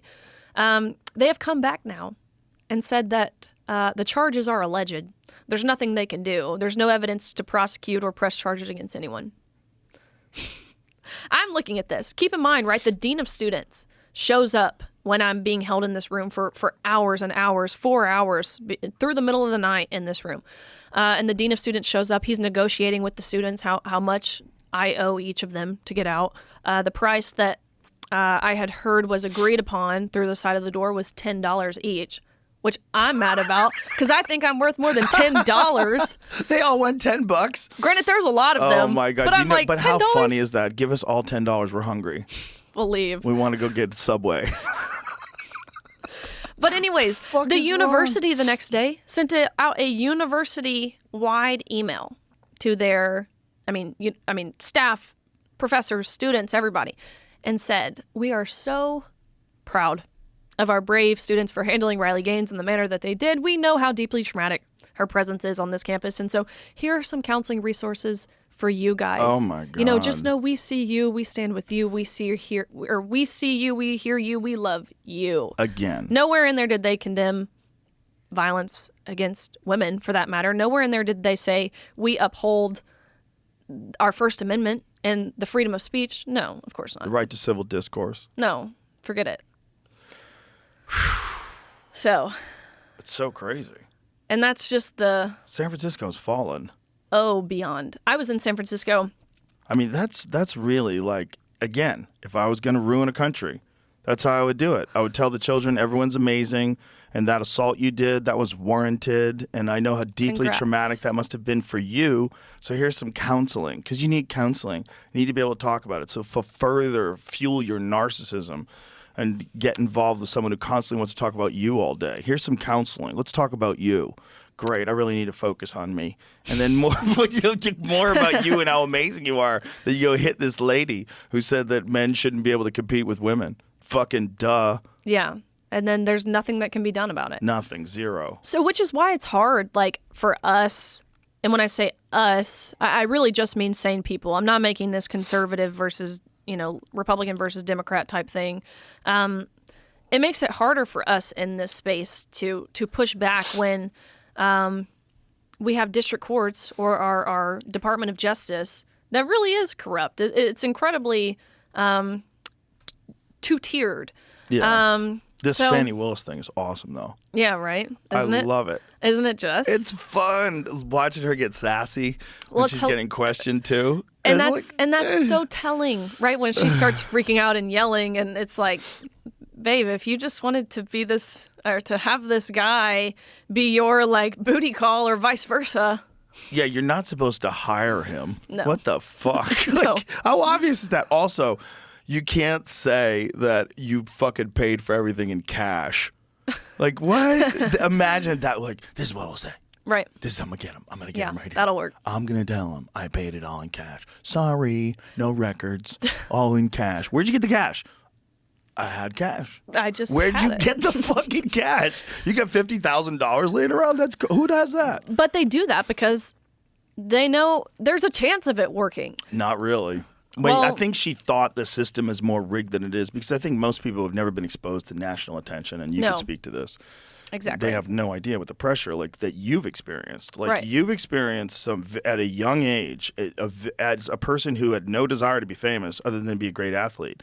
Out of nowhere, you get hit with this barrage of attention where you're on Fox News and this and that, and newspapers, and some people are labeling you in the most horrible way, and some people we're proud that she's standing up for women in sports, and you got this conflict, and you're in the fucking center of it. Right. And you got crazy people who rush the stage and hit you, and the cops say we can't do anything that doesn't show us as an ally to that community. Like, that's not even America. Like, where are you? That's La La Land. They're living in the Willy Wonka chocolate factory. Those people are out of their fucking minds. The Willy Wonka chocolate factory sounds better than America. It sounds way better. But they're literally out of their minds. Like, and this is unsustainable. And It is. At some point in time. And we'll realize that because honestly, truth and sanity, they always prevail. Yeah. It's just kind of a matter of time. Unfortunately, it takes unfortunate circumstances like the whole Leah Thomas thing, like the San Francisco State thing, like the things that continue to happen. It takes those to really see the harm and the severity and the likelihood that they continue at an exponential rate. So again, I kind of look at what's going on, or in particular, what happened to me as a lemons to lemonade thing, right? You take something that should have never happened to anyone, but you do good with it, and that's certainly what I've been trying to do over these past 2 years, and it has. There's been a lot of good stuff that's been done. We see a lot of the negative. We see a lot of the bad. And certainly that's what's highlighted because that's what gets attention. That's what gets clicks. That's what gets likes. But now, in just 2 short years, 24 states have some sort of fairness in women's sports bill when only, I think 3 years ago, only 1 state did. So that's pretty incredible. Lots of traction, lots of momentum. Like I said, 4 states implementing a bill now that defines the word woman. We've seen lots of pushback at the IOC, the International Olympic Committee. So there's been lots of good things that have been done. And I certainly choose to celebrate the little wins when we get them. Well, what you've done is very courageous because I know the kind of pressure that you must have experienced. And I know the hate that's come your way. And you handle it with class. And that is not a learned thing. And I think that speaks to one of the things that I think is like one of the most important things that kids can ever get involved in, and that's sports. Definitely. I know people think of sports as being like, if you're an intellectual, you think of it as being like a jock or a meathead thing. But it teaches you a resolve.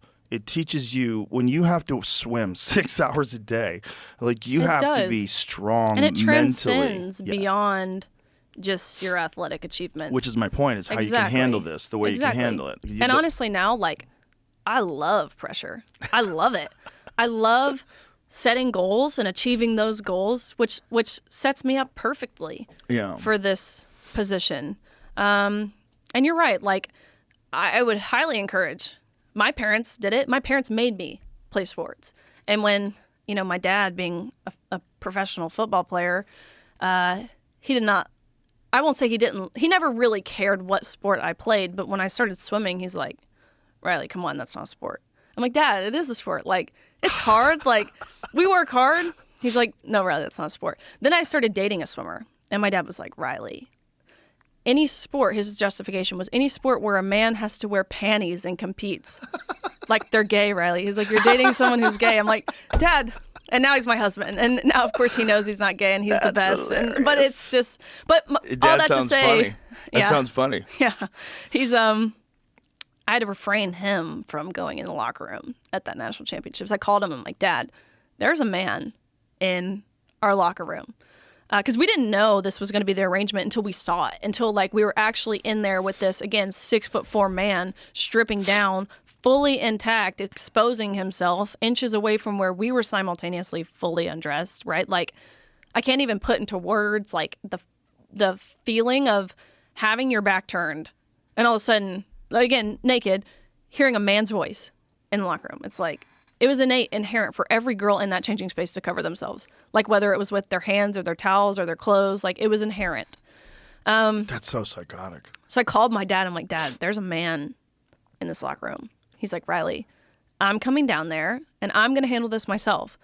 And I really was like, Dad, like he would do that. And I'm like, no, we already have one man in the locker room. We don't need to. And secondly, like you'll go to jail and I don't want you there. So I got this. I can handle it. Which, again, the things that I think set me apart from some of my teammates or competitors or other people in my same position is, right, playing sports. I credit so much of my success and impact that's been had to playing sports. Secondly, it's having a strong family foundation.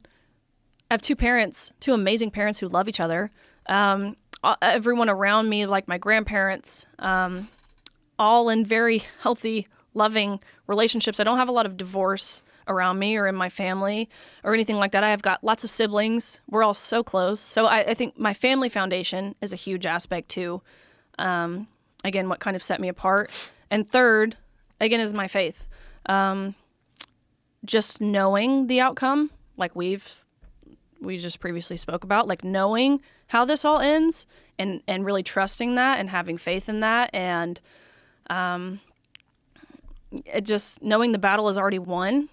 That's certainly what keeps me grounded and keeps, a smile on my face and an incredibly light heart, even when these crazy freaks at San Francisco are like running at me. The first thing I do is pray for them. I'm like, oh my gosh, you look miserable. And I can't imagine having that much hatred in my heart. So I think all of those things are kind of what maybe made me a little different. The combination of those things, no one thing over the other, but set me apart from some of my peers. You're the right woman for the job when it came along. That's what it is. It's really like the universe put you in that position because most people wouldn't be as uniquely disciplined about chasing this down as you are. And it's a big task. Like there's always something. There's always some story. There's always someone. You would die. Actually, I know you're similar, right? Where like the messages I get daily from parents, from coaches, from young female athletes who this is happening to, who they don't know what to do. Yeah. I just talked to the girl. I don't know if you saw this video. It was the basketball game in Massachusetts recently, where you've got this yeah, I did see it. 6-foot-something guy who injured 3 girls before halftime of this game, causing the team to have to forfeit because they didn't have enough players left to play the game. Talking with this team and this girl, like she's 13 years old and she's getting pummeled to the ground by this guy, and she's online reading the comments and stuff, and which I never advise, but she is, and there's people calling, this girl a wuss and saying that she's being a baby and she's fine, and she reads that, and it's really hard for her. Guarantee you those people don't play sports. Of course not, right? No, they're just nuts. You know what clip I loved? It was on this show talking about Keith Olbermann. That guy's the gift that keeps giving. He's the gift that keeps giving. He and he is the never, Babylon Bee version of a Democrat. He really is. I want to know if he's still crying urine. Did you see all that? What was going on with him? The Supreme Court ruling, 9-0 in Trump's favor, of course, and he commented back to someone on social media. It was like someone was basically like, dude, cope. Cry harder. Your liberal tears taste awesome. And he said, these aren't tears, you fascist. It's pee or urine. And I'm like, what does this mean? What does this mean? You're crying urine? I'm so confused. It's crazy to say that's fascist too. But I saw this clip on your show where you were highlighting, how he came for me. Yeah. And I'm like, dude, who are you? I don't even know who you are. Anything. And I'm that's hilarious, right? I very proudly finished my career as a 12-time All-American. 5-time SEC champion, the SEC record holder, the fastest person to ever come out of the SEC in the 200 butterfly, making me one of the fastest Americans of all time. SEC Scholar Athlete of the Year, SEC Community Service Leader of the Year. Like, I mean, I could keep going on. And it's like, this senile old man wants to attack me. He still lives with his mom in her basement. I had to ask my dad, I'm like, who is this guy? I don't even know who he is. I think he has his own place, but he's definitely insane. Yeah. Yeah, no. He's insane, but he's insane in a very unique way. He used to be a really good baseball broadcaster. You know, it was my dad real baseball. loved him. But then he got really nutty during the Trump administration. And that Trump derangement syndrome, that's a real thing. It's a real thing. And I think there's some people that are fragile already. The world is just like the anxiety and this and that. Right. And also this position of being the person of virtue, the angry, loud voice of reason. That's a weird banner to carry when you don't have your own shit together. When your own life is chaos. Your fucking mental health is very unsteady. And you're out there preaching and telling people what to do. And as you start losing, and Trump's the president now, and you're like, he's going to get arrested, and he never gets arrested. Right. And then they're going to take him off the ballot, he's an insurrectionist. Nope, Supreme Court says unanimously. Right. No, it's like it just like it further compounds, and you never get a win. You never get a win.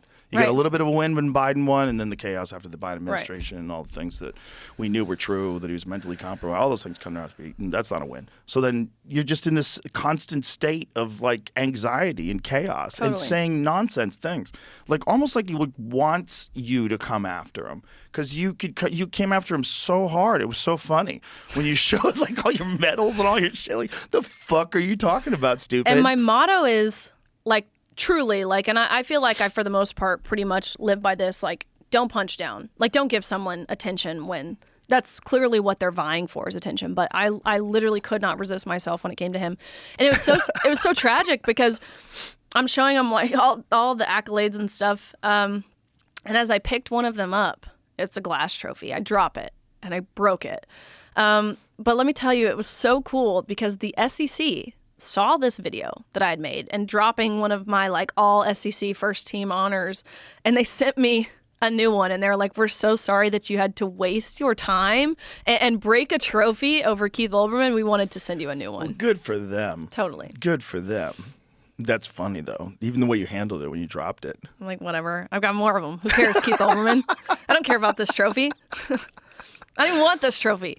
The people like him are really fascinating because the social media interaction, it compounds mental illness in a way that I have never seen in my life with anything. There's nothing like it. It is a zombie apocalypse.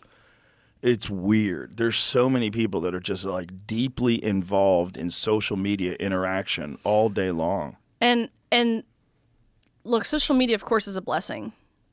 I would argue it's a bigger curse than it is a blessing. And you're right. We see people like on my X feed who are on there posting all day long. I'm like, what do you do? Do you have a family? Yeah. Do you have a life? Like, do you work? Like, I'm so confused how you have time all day long, every hour of every day to be posting something. That's their life. It is their life. There's a lot of people like that is their life, and they sort of accumulate these bubbles of people that they communicate with, and right. they stay in these echo chambers, and they exist there forever, and they don't go outside, and they wonder why they're depressed. That's so true. It is it's what so it true. is. It's what it is. Yeah. Human bodies, I firmly believe, have a physical requirement, and if you don't meet that physical requirement, you've got to get enough sleep. Yep. You've got to drink enough water. All that. You've got to exercise. You have to. And if you're you right, don't, the people you feel like shit. aren't doing these things. Right. Yeah. They're on Twitter all day. It's compounding their mental illness. They're probably already medicated. Definitely. And then here they are just getting after it with strangers, getting, fuck you, you're Hitler, you fucking Nazi. It's so wild to see. And it's all getting accentuated by algorithms, specifically to try to extend your engagement and keep you hooked. And then when you see something like TikTok that will not let opposing viewpoints, even viewpoints that are clearly, even if you question the narrative. But meanwhile, if you go to China, their TikTok's all about scientific achievements, athletic achievements, martial arts. It's all about positive role models, exercise routines. It's all like super, and you can't be on after 10 p.m. Go to sleep. Go to sleep. Crazy. Get ready for war. Yeah. No, they're laughing at us. 100%. I'm laughing at us. How are they not laughing totally. at us? When I Totally. see Rachel Levine stand in front of everybody and give advice on health, I'm like, what the fuck are you talking about? It's so true, right? Not only the fact that this is someone who is injecting themselves with foreign and unnatural hormones and substances. Rachel Levine is obese. I'm like, why Yeah. are you our assistant secretary of health or whatever the Yeah. name is when you're quite literally overweight? Yeah. Like, are you sure I should be listening to you The on whole anything? Administration, they've stuffed some of these like very questionable people that happen to be non-binary or trans or whatever into All these over. roles just for optics. That's what they did with that Sam Brinton guy, the guy that was stealing Suitcase women's stealer. clothes. That The fucking lunatic. suitcase stealer. He had some job with nuclear waste disposal. He looks like a Dr. Manhattan character. Totally. He literally like you look at him with his shaved head and his lips. He looks like a bad guy in a superhero Totally. movie. Yeah. No, Stealing women's clothes. and you're right. They've sprinkled that throughout in Yes. all of the different departments and realms, and here we are suffering the consequences. It's so bizarre because, again, in other wars, you had to use weapons. That's the way to do Forget it. it. I mean, they had espionage. They definitely did steal information and find out strategies Right. and tactics, but not like today, No. where you can literally Unprecedented. infiltrate a whole section of the country and have them believe that they have to adhere. If you're going to be left, if you're going to be on the side of the good people that want a social safety net and they want welfare and free education, if you're going to be on that side, you also have to be on the side where perverts don't exist anymore. There's no more sex offenders. There's no more pedophiles. There's minor attracted people and trans men, and gender dysphoria is just problematic and transphobic. And what it really is just your identity. And there's a spectrum of genders. And if you don't use Zer, we're going to put you in a cage. Crazy, but so true. But this is It's reality. But this is 2024. This didn't exist in 2004. No. What does 2044 look like? And that's honestly what we should be asking ourselves. I think too often we get kind of wrapped up in like the here and the now, and ultimately that's how we've gotten to this point, right? You give an inch, I take a mile type thing, and we don't see the harm in it at the time. But yeah, we should be looking ahead 20 plus years. 5 years at this matter. Things are so expedited. We should be looking ahead 5 years. Yes. And again, if we're willing to deny man and woman, what's the next thing they're going to ask us to deny? And it sounds crazy, but like age. We've seen some people who identify as trans age out of Canada and different places, even some here in the States, who write this story of this like 55-year-old some man competing with the 13, 14 girls. Yeah, he identifies as a 15-year-old girl. Which sounds crazy, And but changed it's the in the exact, locker room with them. It sounds crazy, but that denying age is the exact same premise as denying sex. You can't deny race yet. No, not yet. That's the line. Not yet. But Yeah, that some one's- people have tried it with Korean. Yeah. That one dude, he got his Yeah. face. He said that he was transracial. He believes he's Korean, so he got his face like operated on, so he'd look with more Korean-like features. He's come around now.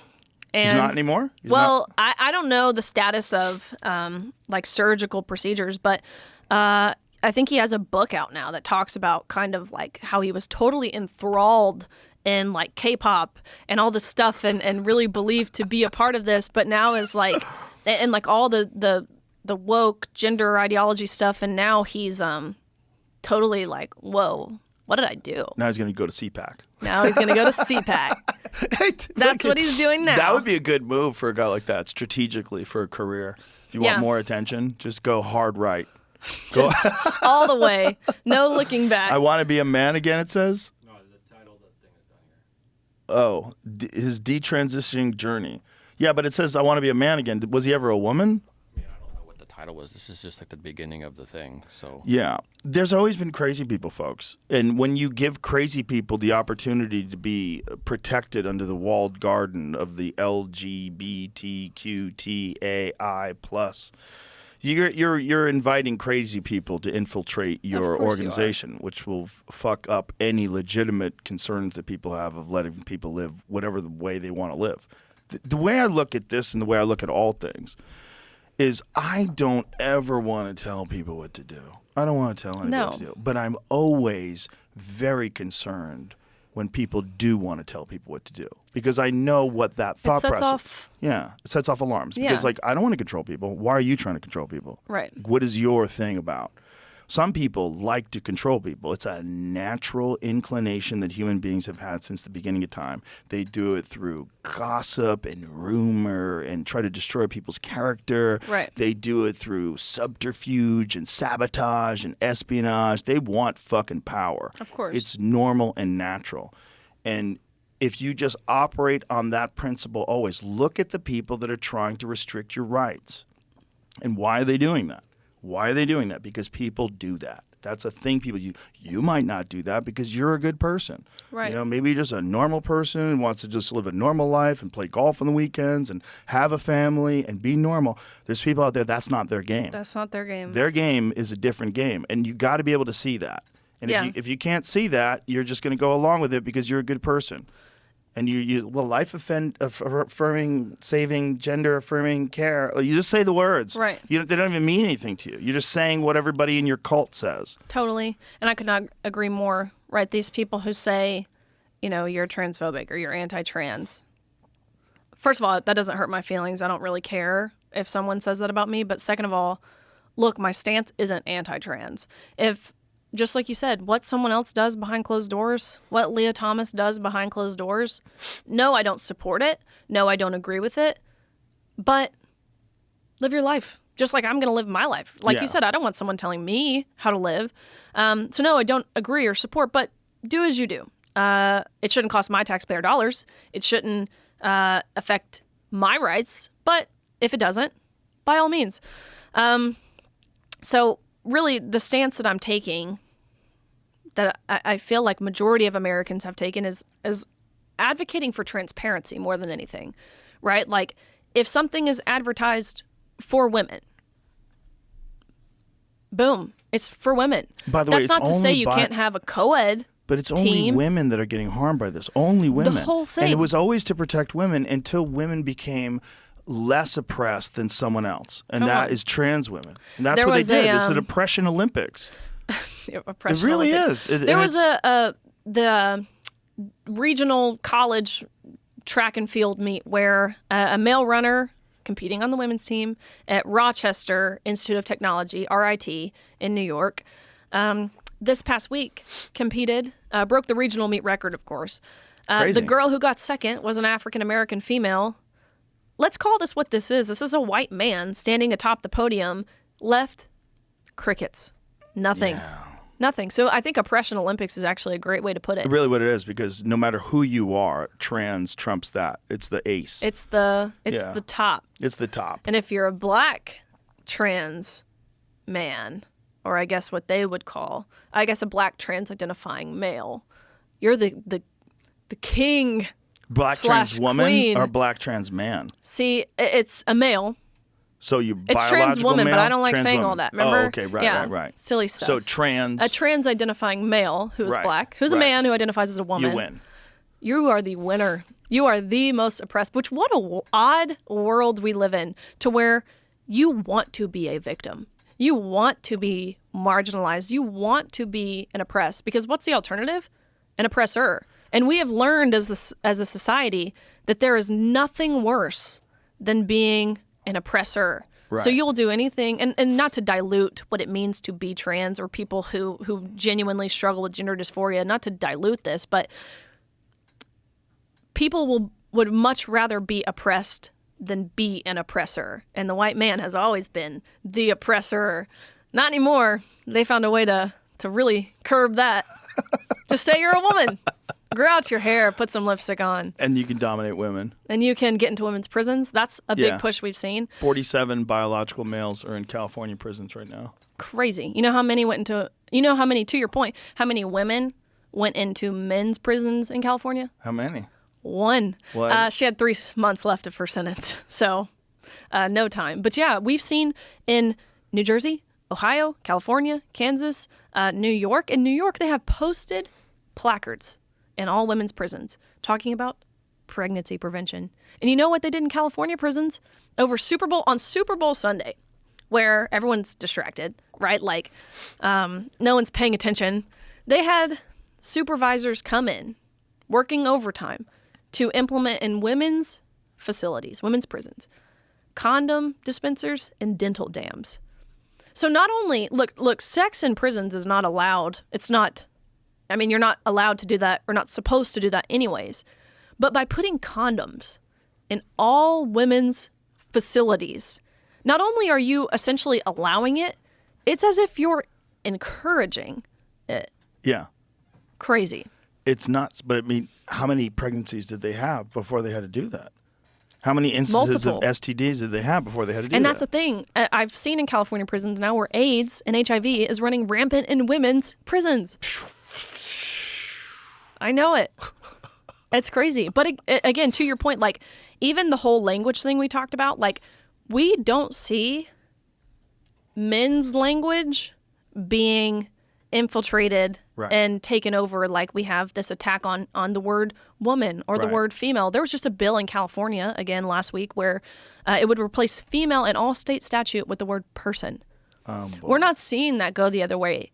I think for a couple reasons.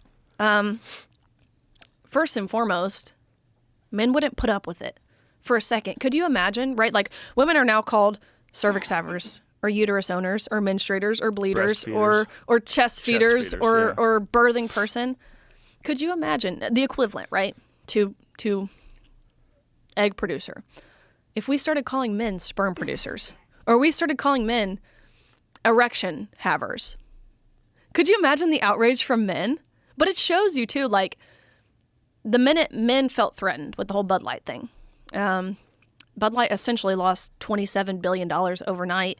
But their next commercial, which shows you how money moves a lot of this stuff, their next commercial was a big burly man on a motorcycle with the camo can. Like, they're not following red or blue, they're following green. But it shows Right. you too, like, we talk a lot, especially in this space that I've kind of been involved in, of the physical differences between men and women. But I think how the whole language scene, how I portray it, is we see the innate characteristic differences between men and women, because the same assertive, dominant men who have always and will always be men are the same men claiming to be women, demanding the language that we use. And the same apologetic, emotionally driven, empathetic women who have been and will always be women, when they enter into a man's space, they're not demanding anything, because again, they're the same women they always have been. And it shows the differences that we possess within our characteristics almost innately. Without a doubt. And it's such an important point to point out, because this is the problem that a lot of feminists are having, where these biological males are calling themselves women and entering into these women's spaces and then dominating the way men dominate things. Right. And behaving the way men behave. Of course.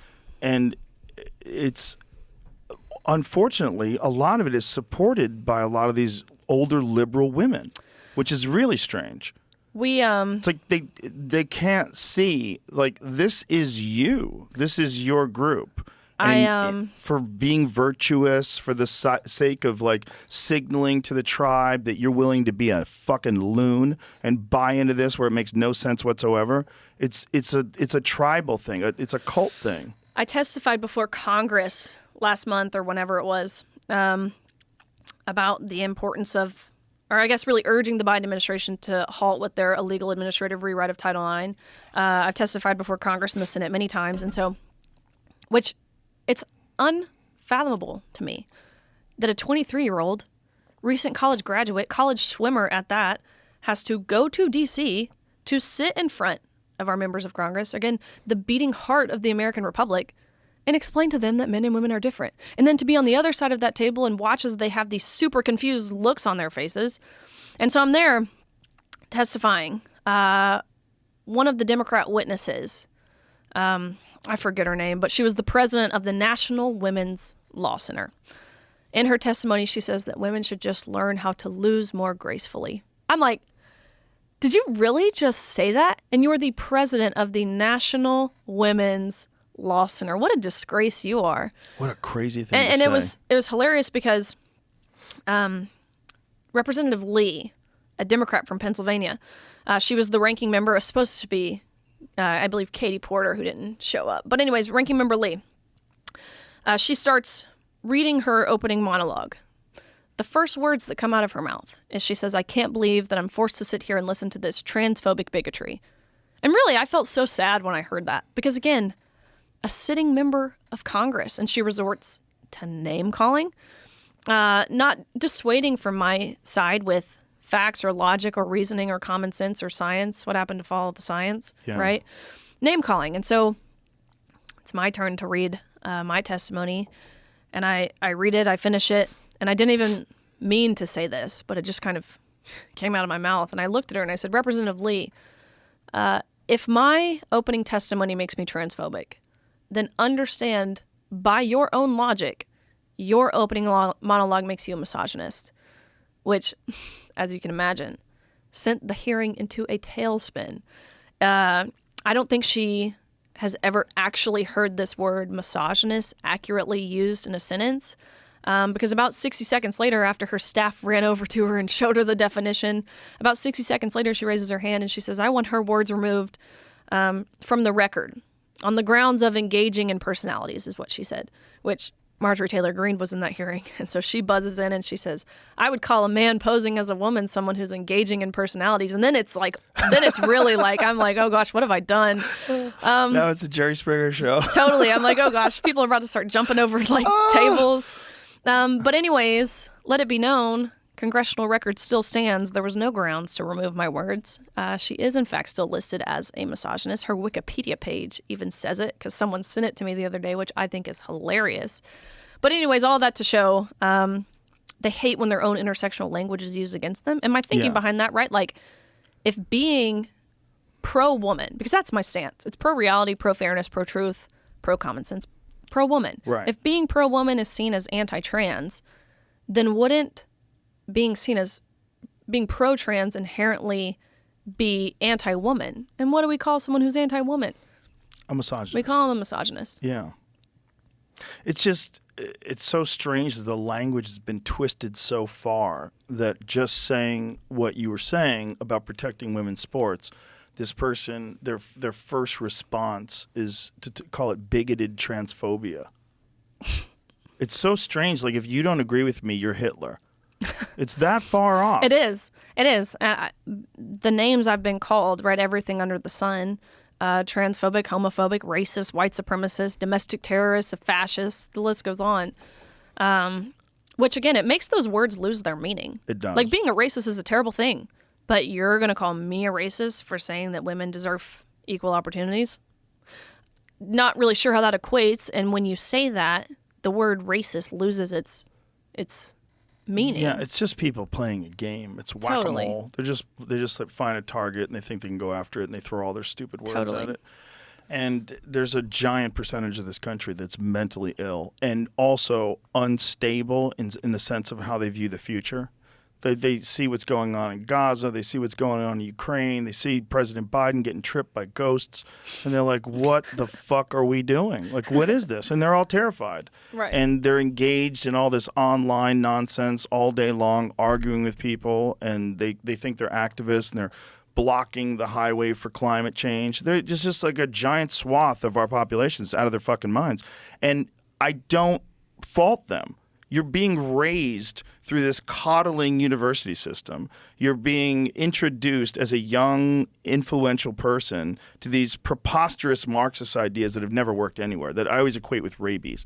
It's like rabies kills like 99% of the people. Imagine being someone who's like, yeah, but it's just like no one's figured out how to do rabies right. Like, I'm going to do rabies right. That's what communism is. It's totally. It's ruined every single fucking country it's ever been implemented in. And we're like, yeah, but we got to do it right. But we can do it. It's the dumbest fucking idea of all time. But young people are easily suggestible, are easily influenced. They don't have life experiences. They don't have especially if you've never engaged in anything like truly difficult.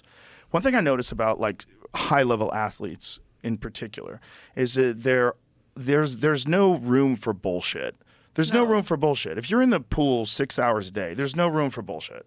There's no room for your fake talk and nonsense, and this is what it is. And if I don't appreciate it for what it is, then I'm losing time. Then I'm fucked, and I'm behind. Like, it's like there's a level of discipline that's involved, and it's one of the reasons why high level athletes make great leaders, because they have the ability to discern what's real and what's not real because they've had to deal with it with themselves. Exactly. Whereas a lot of people just don't. And so they very just true. find other people online that can affirm their feelings.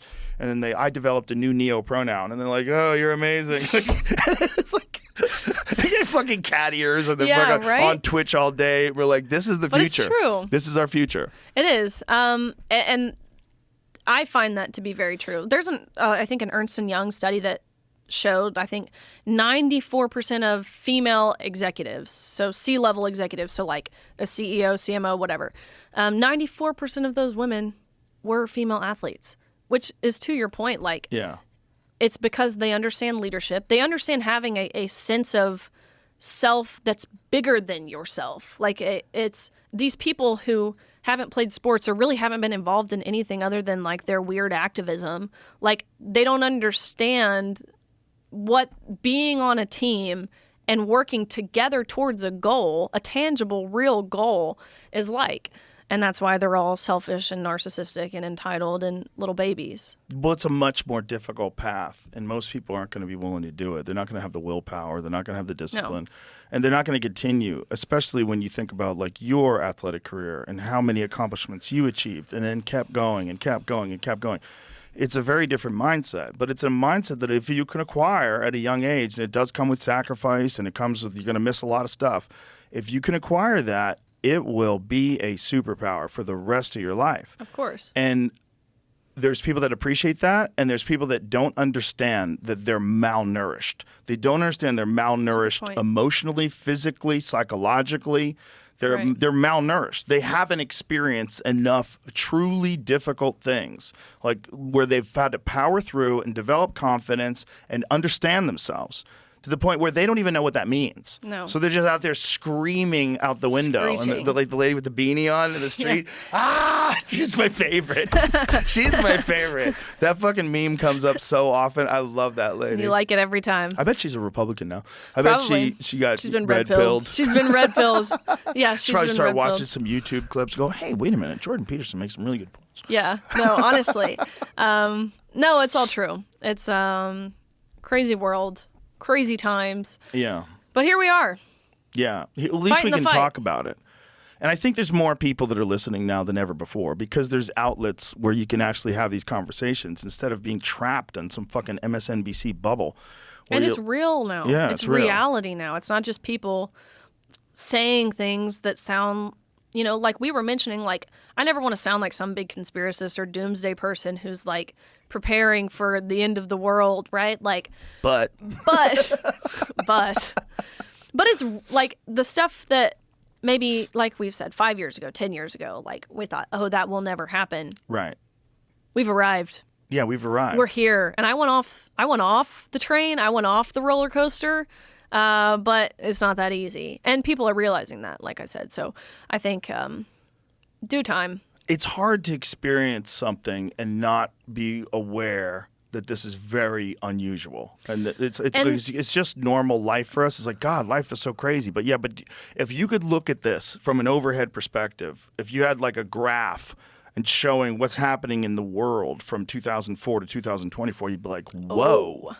And I honestly think about that with myself. Like, I was one of those people, right? Like, again, always been Christian, always have aligned with conservative values. But I had my head down.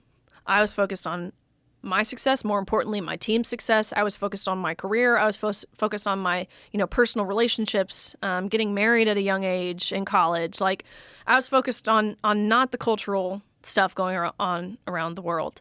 So I think to myself, like, it is so unfortunate that I had to be directly impacted before I cared.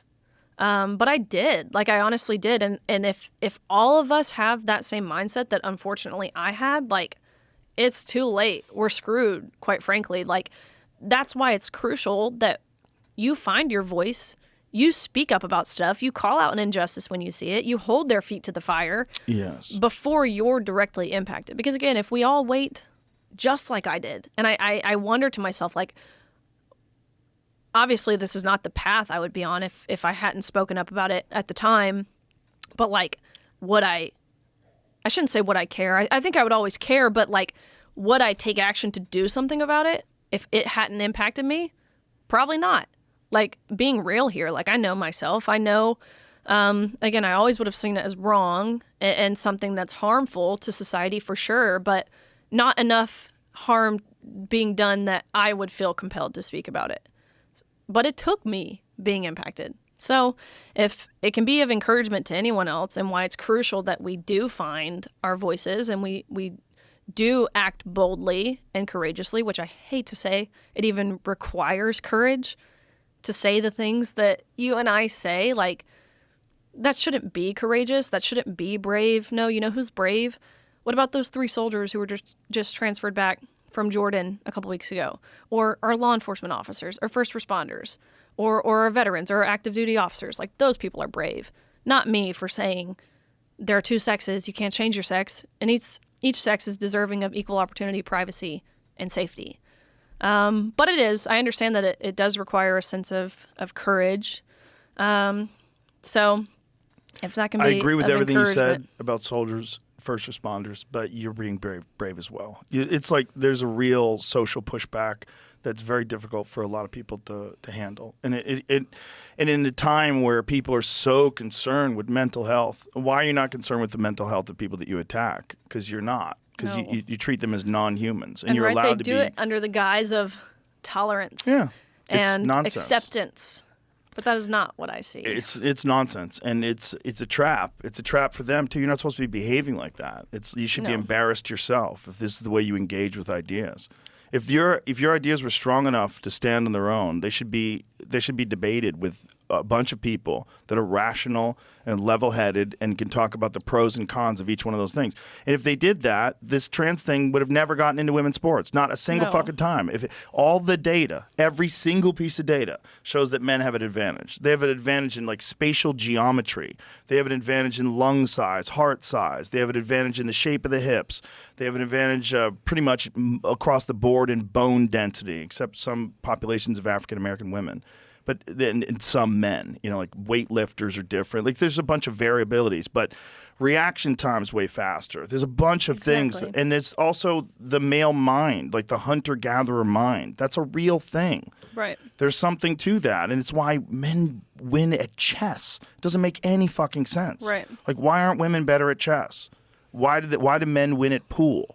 What is it about like the high level competitors in a bunch of these different things that don't seem to require physical strength where men still win? Because there's some creepy advantage that men have. And I get pushback for this all the time, especially on the chess thing. Like I say, if it's a women's chess tournament, men shouldn't play. And people will come for me, the trans rights activists, and they'll say, oh my gosh, like you're saying that women are stupider than men. And I'm like, hold on. First of all, it's not what I'm saying. Second of all, I don't care if it's chess. I don't care if it's poker. I don't care what it is. Again, if it's for women, it's for women, bottom Right. line. Right. So, yeah. If it's a women's tea party, It's for women. it's for women. Yeah. It's like they just want a place where they get and Yeah. have no men. Yeah. That should be okay. Yeah. It should be okay if men want to have a men's only cigar bar. That should Totally. be okay. Yeah. Like, and if that's it's your business. It's a good point. It goes both ways. Like we should. talk a lot about the perspective from women's privacy and safety and different things being threatened, but men are just as deserving as Right. single sex spaces. But here's the difference. Men don't feel physically threatened Right. if a trans man is in the locker room with me. No. Like if a trans man's in the locker room with me, I'm like, "What's up, dude?" Like I don't care. Right. Like I'm not nervous you're going to rape me, Right. right? I'm not nervous that you can see my dick. This is normal stuff. Right. But if a woman is in a locker room with a fully intact man who's 6'4", who's walking around pretending he's a woman, that's madness. Now you're like, oh my God, like the no rules apply. It's like, Exactly. what happened to perverts? They're still there, Yeah. They're still there. But now they're amazing. but now they're beautiful. It's just a weird fucking thing that everyone's accepted, and that to push back on it like this is seen as so problematic and so Controversial. transphobic and so it's just so confusing. But I think it's shifting the other way. I really do, because I see it with young kids today. I see it with like high school kids. I see it with most people that I interact with on a daily basis are happy that someone is saying something about this instead of just what they see in the New York Times and what they see in all the mainstream, which if you had to like make a list of all mainstream media, whether it is newspapers, magazines, television channels, what's the ratio of liberal to conservative? Is it like 10-1, 8-1? What is it? I mean, probably about, right? Especially if you're looking at a lot of the local outlets, local papers, right? Like there's a ton more liberal outlets. I think from, mainstream media, like we have CNN and we have Fox. But in terms of who controls the media, definitely. Yeah. It's, I mean, Again, probably 10-1. I don't know. If I wanted to destroy the country and I was some If evil you person did. from another planet or wherever, and I had my tinfoil hat and I was looking at this, like, I would say, well, this is a good way to do it.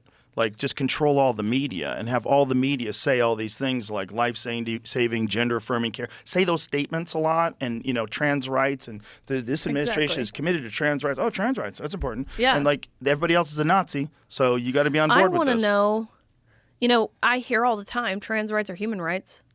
Literally, what right do you or I possess that a trans person or someone who identifies as trans doesn't possess? It's a good point.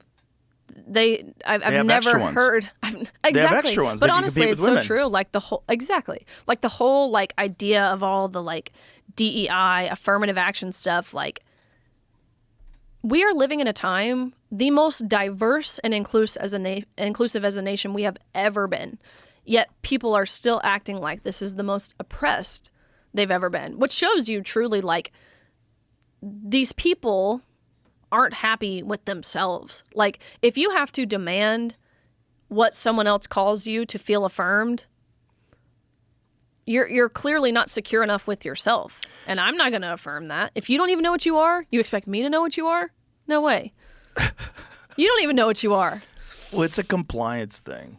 But it's like, look, there's always going to be people taking advantage of any sort of discourse, any sort of like open subject of discussion that's hot on everybody's mind, which is whether it's race or any. When it's race, you're always going to have race hustlers. You're course. always going to have these Al Sharpton type characters that Of course. slide on in and they act as a spokesperson, and and there's always going to be business behind that. Like Jesse Jackson had like a whole business behind that. Of course. And you're always going to have these folks. You're always going to have these folks that, maybe provide some good, but also make a lot of money. And they're at the forefront of all these things. And you're going to have that with trans rights. You're going to have that with gay rights. You're going to have that with everything. You're always going to have some people that capitalize on something and they interject themselves into it and they use it to like stir people up. And they always call people either racist or transphobic or homophobic. And they use all those pejoratives. You're always going to have those people, but we have to learn how to ignore those morons. We have to learn how to just recognize, like, that person's... And honestly, like, what I've realized, because again, like, initially taking that first step, it was hard for me to read a lot of the things that were written and, like, because, again, a very natural woman, I think, a pretty human thing. Like, I don't want to ruffle feathers. I don't want to step on toes. I don't want to be disrespectful. So it's hard for me to read a lot of what was being said about me online. But I realized pretty quickly, honestly, that the hate and the attacks that I were getting were kind of fell into three categories, one of three. One, it was calling me some sort of phobia or ism. And like I said, those words lost their meaning pretty quickly to me. Two, it was some sort of personal attack, like, you're ugly, or like, your hair extensions look bad. And I'm like, this is my real hair. Thank you? Question mark. Or something to the effect of maybe you should have just trained harder, which is Hilarious. Keith Olbermann, right? That's someone eating Cheetos. Exactly. Yeah. And once you realize there's no substance to anything these people are saying, really. And understanding the profiles, because again, all of this is pretty much done through social media. I will tell you, other than protesters I've had like at campuses or events or something, like, I have never once had someone in my day-to-day life come up to me and say something negative. but I've had thousands say something positive. So again, most of this is done through social media. What I've noticed about the profiles it's coming from, they don't have a profile picture a lot of time. They're scared to put their own face and name to it. 2, they are someone who you can tell has never played a sport in their entire life and who has no grasp of the importance of playing sports and honestly the importance of winning and succeeding in your sport. And how hard that is And to how do. hard it is to do. Exactly. Once I realized this conglomerate of things, I thought to myself, gosh, this speaks a whole lot more to their own insecurities than it does my own. And now I have no problem reading these comments. Yeah, and you're most of the time reading I the don't read comments them, of but people that you would never communicate with in real Exactly. life. And also, a bunch of those burner accounts, they're probably not even American. No. It's probably a lot of troll farms are attached to it because it's a socially viable issue. So, and understanding like social media is so not representative of reality, of real life. So where you get these influx of negative comments, that's not representative of any normal population, even in like your most liberal states. Like this issue consistently polls at 75+% of Americans disagree. even in San Francisco? Ooh, I don't know about San Francisco. In San Francisco, maybe 75 the other way. Yeah, honestly. No, Everyone but really should be like trans. yeah, right. You know what I'm hoping? I'm really Tell me. genuinely hoping. This is the cure for all this. If genetic engineering reaches a point where someone actually can become a woman. Okay, but what's the qualifications for that? What would you say? What would you say a man who fully became a woman, what would that mean? Like a uterus? Everything. Well, what is it? Is it like a uterus implant? Like No. Like we switch it all up. so You put them in a box. like you a hit Barbie? the button. And you come out Matilda. I'll wait You for get that to be day. a woman. I mean, that's the only way it's ever going to really work. Because this idea of like surgery, I don't know like if all I'm you're doing is art. You're doing art on a person's body. but wouldn't that be a machine that did that too? No. It's cellular. It's molecular. Oh. It's breaking Okay, down so your you're DNA. talking I'm about talking changing about like chromosomes. Yeah. Well, in the future, they're going to be able to do something probably pretty similar to that. They're already developing ways to edit genes. They're in China. These guys got arrested because they made these kids smarter. They literally edited the gene. They said they were just doing it to prevent HIV. Like, oh, we made them smarter. Whoops. Whoops. Accidental. Sorry. And this is all just, by the way, what we know about. I'm sure there's some top secret stuff that they've tried on human beings. There's no way they haven't. They in the HIV era, in the AIDS epidemic, they experimented on foster kids. They experimented with vaccines on foster kids and killed some of them. I mean, it's documented. You could read all about it. The idea that they wouldn't clone people, shut the fuck up. Come on. They will do whatever they want. course. Especially in China, somewhere they can get away with it. So they're going to get to a point where they understand how to create a human being. And they'll probably say, listen, Riley, as you get older, wouldn't it be nice you take your 80-year-old brain, stick it in 20-year-old Riley's body? Let's go. I'd like that. It would be dope, right? And then people are going to go, well, it's really effective. My aunt did it, and she's incredible now. And you're an 80-year-old person with a 20-year-old body. And eventually, they're just going to be able to turn you into whatever they want. And it's going to be very bizarre. They're going to be able to change your height, change your intellect, change if they find certain things that would lead you to maybe have tuberculosis, they'll delete that, change this, and edit that. Yeah, we're going to be editing Which human sounds beings. crazy. But does what sound we're crazy. living through would have sounded crazy 10 years ago. This is crazy. I mean, Yeah. You and I could FaceTime. I could be in Hawaii and you could be on Mount Everest. And if there's service up there, you could FaceTime. You could just talk to It's someone on true. the other side of the planet It's true. instantaneously. It's bananas. And we just take it for granted. We take for granted that we all have we could make a movie with this stupid little thing that sits in our pocket. Crazy. And we have access to any answer to any question we can have as long as Google approves As it. long as Google approves You know one of it. the things that Google didn't approve? Tell me. That story about the trans woman who, through Canadian services, so this is paid for by the Canadian government, Okay. decides that they want to breastfeed. And breastfeeds and develops milk through these medication and breastfeeds their 9-month-old baby. Sick. I tried Googling this. I couldn't find it. Sick. I go page after page after page. I go straight to DuckDuckGo. Bam! It's the second article. Crazy. I'm like, they're hiding this. Of course They're they are. hiding this story that is relevant. No. Did it? Maybe it's me. Maybe there's you. something They're with my shadow banning Google you. algorithm. No, but it's true. Like, No, but this is February 2018. This is a new one. The new Yeah, one is a that's true. 50-year-old man who there's something creepy about him. There's a new one, Jamie. This isn't the one. See, this is why I couldn't find it. Go to DuckDuckGo. Is it right there? Oh, that's right. They're HIV positive. That's right.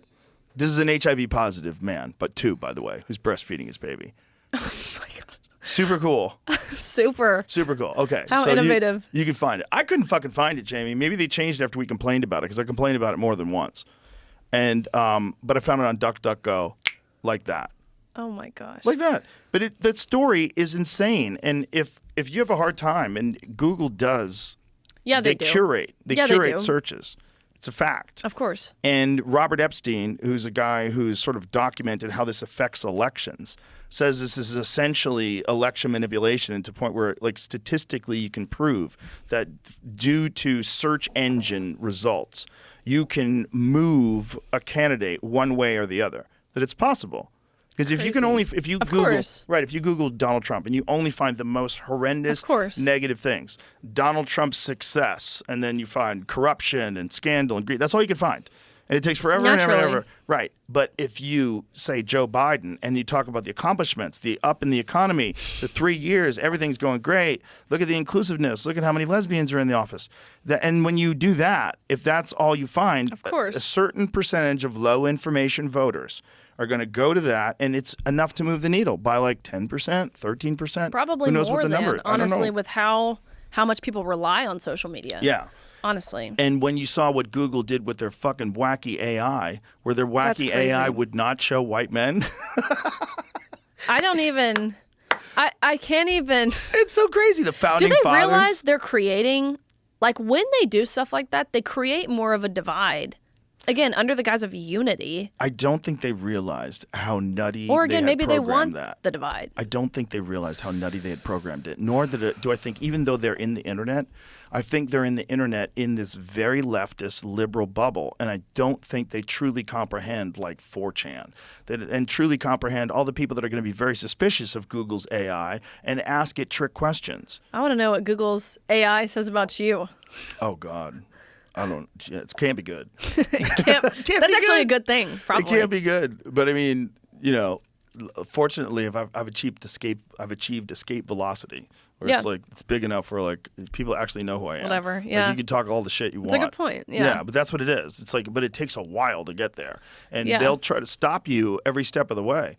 And if you do achieve escape velocity, then they kind of shut up about you because then they realize every time they talk about you, it actually makes It helps you. bigger. Yeah, Which it's is not this good. whole stuff with Donald Trump. Like, Yeah, they don't get everything it. that's going on with taking him off the ballots and I mean, all the different attacks they've had on him, trying to indict him and arrest him and blah, blah, blah. It's significantly helping him. Again, are they that stupid where they don't realize it?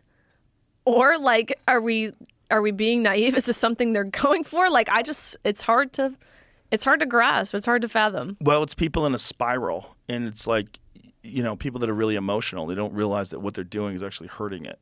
They're screaming out a car window. It's like, fuck you, no, fuck you. Like, you're not getting anything done. You're not getting anything done here. No. But they're just caught up in it.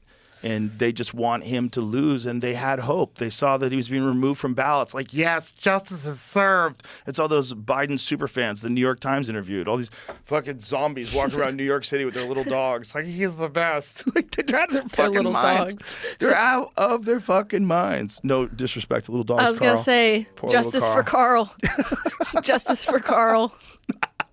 We love Carl. But these people are literal zombies, and there's a lot of them. And Too many. Enough people that aren't that have to recognize that this is what you're dealing with. You're dealing with a giant percentage of the population that's literally lost its marbles. So what do we do? Keep talking. Keep talking, Riley.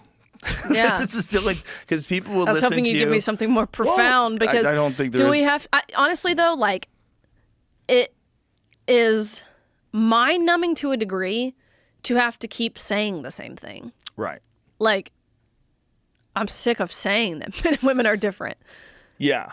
Well, But it is. I agree. Like, you have to understand, like, not everyone hears that. So many people are deceived. Like, you can't even blame them because they don't know right from wrong. You can't blame them for not doing right if they were never really taught right. Or they don't know what right is. So they've probably been taught something completely different than Right. that. And they've probably been taught some very skewed version of reality. And, unfortunately, there's no like mental health test to see if you should be raising children. You just get to raise them. point. And if you're a loon, your kids are probably going to be loony too. And the only thing that's going to get them out most of of that them are at least castrating themselves or not reproducing. I just don't know how those people get out of this. I think for the logical, sane people, there's enough of us talking that we're just going, this is insane. Like what you're doing is you're leading us down this road to demise, and there's no roadmap. No one knows where we're going. And if you're going to change the definitions of everything and what Vivek wisely calls the tyranny of the oppressed, the oppressed are forcing everyone else to comply with their desires and needs. And he's right about that, because that is what it is. And they feel because they have that title, they're above all, the tyranny of the oppressed. Exactly. Yeah. But if people listen to you, actually listen to you, and not just read the bullshit and the clickbait and listen to you talk, they see a very accomplished woman who's done amazing things in the world of athletics, who's confronted by this very unique challenge, and you're uniquely qualified to handle it. And so I think that's what they're going to get out of this. I hope so. Because again, that's really all this is. I just wanted to swim. I just wanted to compete fairly. And then, boom, that was impacted. And here we are, just trying to make a difference when and where we can. So that's certainly what I hope people see me as. You're right, getting past the headlines. Anti-trans swimmer slams Leah Thomas. Well, it's all that reductionist view of a So human silly. being. They just try to paint you in the worst possible light, the bigotry and the transphobia. Like, stop using those words and just talk about the reality of the facts of what we're talking about here. And you realize you don't have an argument. No. Your argument's based on nonsense. Exactly. That's what every parent needs to wake up and recognize. That's what every person hearing this, that's what every person that works in the schools needs to recognize. You're talking nonsense. And you're likely encouraging people who are mentally ill and maybe narcissists to dominate women's sports. Mostly narcissists. A lot of them. A ton of them. More than one. More than one. A ton of Yeah. them. And they're encouraging this, and they're making this person go from being a mediocre male swimmer to being a fucking hero. Exactly. And that's nonsense. And if we want to embrace nonsense, that's the road to demise. Because nonsense does not stop there. If we can get away with that nonsense, it's going to go further and further and further. Bring on the next thing. Bring on the next thing. Minor attracted persons. And it sounds nuts. If you had told me this a long time ago, I'd have said, dude, don't bring that up. That sounds insane. No one's really going to accept that. But when you see people openly on film who are... This lady from Kentucky, this Democrat representative or senator or whatever she is in Kentucky, who was mentioning in their state legislature, said something to the effect of, look, these minor attracted persons, there's a lot of benefit to having child sex dolls because it can help decrease their appeal and desires for actually, pursuing young children. So there was a bill introduced that would do just that. And I see this and I'm like, this lady is evil. There's really no other word for it. She's evil. And then the next day she comes out after it got national attention of what she had said and what she was advocating for is helping. I wouldn't even say it's helping curb these sexual predators' desires. It's feeding into it, honestly. Right. Because if you've had that desire but never did it, and then you get a robot doll that's a little boy, that's the sickest thing I've ever heard. But she came out the next day and said, I just feel like we should have room as adults for open discussions. There is no open discussion for pedophiles. There's no open discussions. I guess unless it's electric chair or life in prison, maybe we can have that discussion. But other than that, there is no discussion for pedophiles in this country, in this world. I wonder if that woman has children. Probably. That's scary. Isn't it? That's scary. And again, it's just this cult thinking. and I don't know how it got into the education system, and I don't know how it got into these people's mouths where they got so confident in saying it that they could say it in front of cameras. Well, it's because they're teaching it. Right. Even if you look at something like Scholastic, right? Like they put on these big book fairs and different things. Like obviously we've seen the books that they're bringing in to school, to grades as young as kindergarten is crazy, which is why it's important to find alternatives. Like there's an alternative for everything, whether it's skincare. Okay, don't use Dove. We just saw their Super Bowl commercial, which was, it was so funny. It was, the protagonist was a young girl swimmer in a locker room. And the punchline of the whole commercial was about keeping girls in girl sports.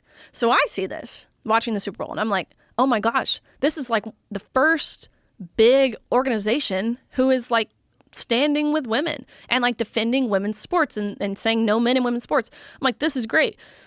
So I go to their like social media profiles because I'm like really trying to look into this and see if anyone else caught on to this or if it was just me and I was being hypervigilant. They were hiding all the replies that had mentioned keeping men out of women's sports. So I was like, oh my gosh, what virtue signaling fools, really. So instead of using Dove, use something like Mimi skincare. They were hiding the replies. Yeah. So they made that ad, and they made that ad presumably for pro women in women's sports, right? Yeah, but then they're hiding. Their hook to it was speaking to like the mental health of female athletes. But I saw it and was like, oh, but at least the they're best way to advocating for keep female girls athletes. in girls sport. Yeah, but Dove has outwardly expressed like the last Olympics in 2020 when Laurel Hubbard, or 2016, Laurel Hubbard, a man powerlifter from New Zealand, they were like, we love you, Laurel Hubbard. Here's our products. Be an ambassador, whatever. Oh.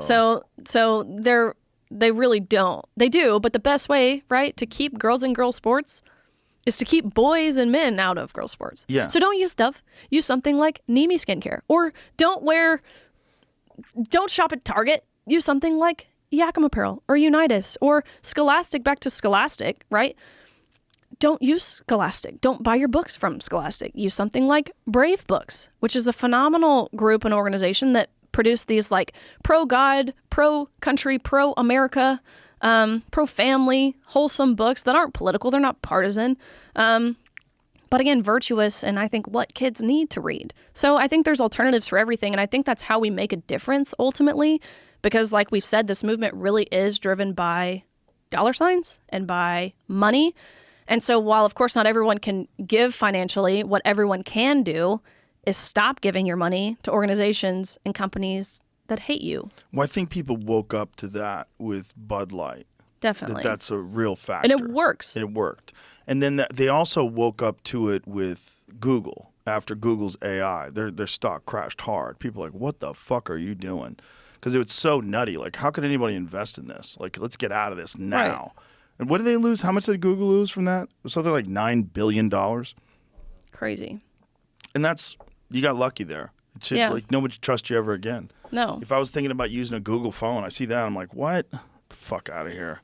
What you've done is, most importantly, you become like a logical face of all this and a reasonable face of all this and a person who can handle it. And you're really good at like confronting people that oppose it. And it's an interesting thing to watch you navigate it, but you're doing it really well. Well, it's worth it. It's worth it, and it's necessary. So bring it on. Bring it on. Bring on the men in dresses. I'm Yeah. ready for them. There's a lot of things that scare me, but a man in a dress will never be one of them. Okay. Well, listen, Riley, I really enjoyed talking to you. I appreciate what you're doing. And again, your courage.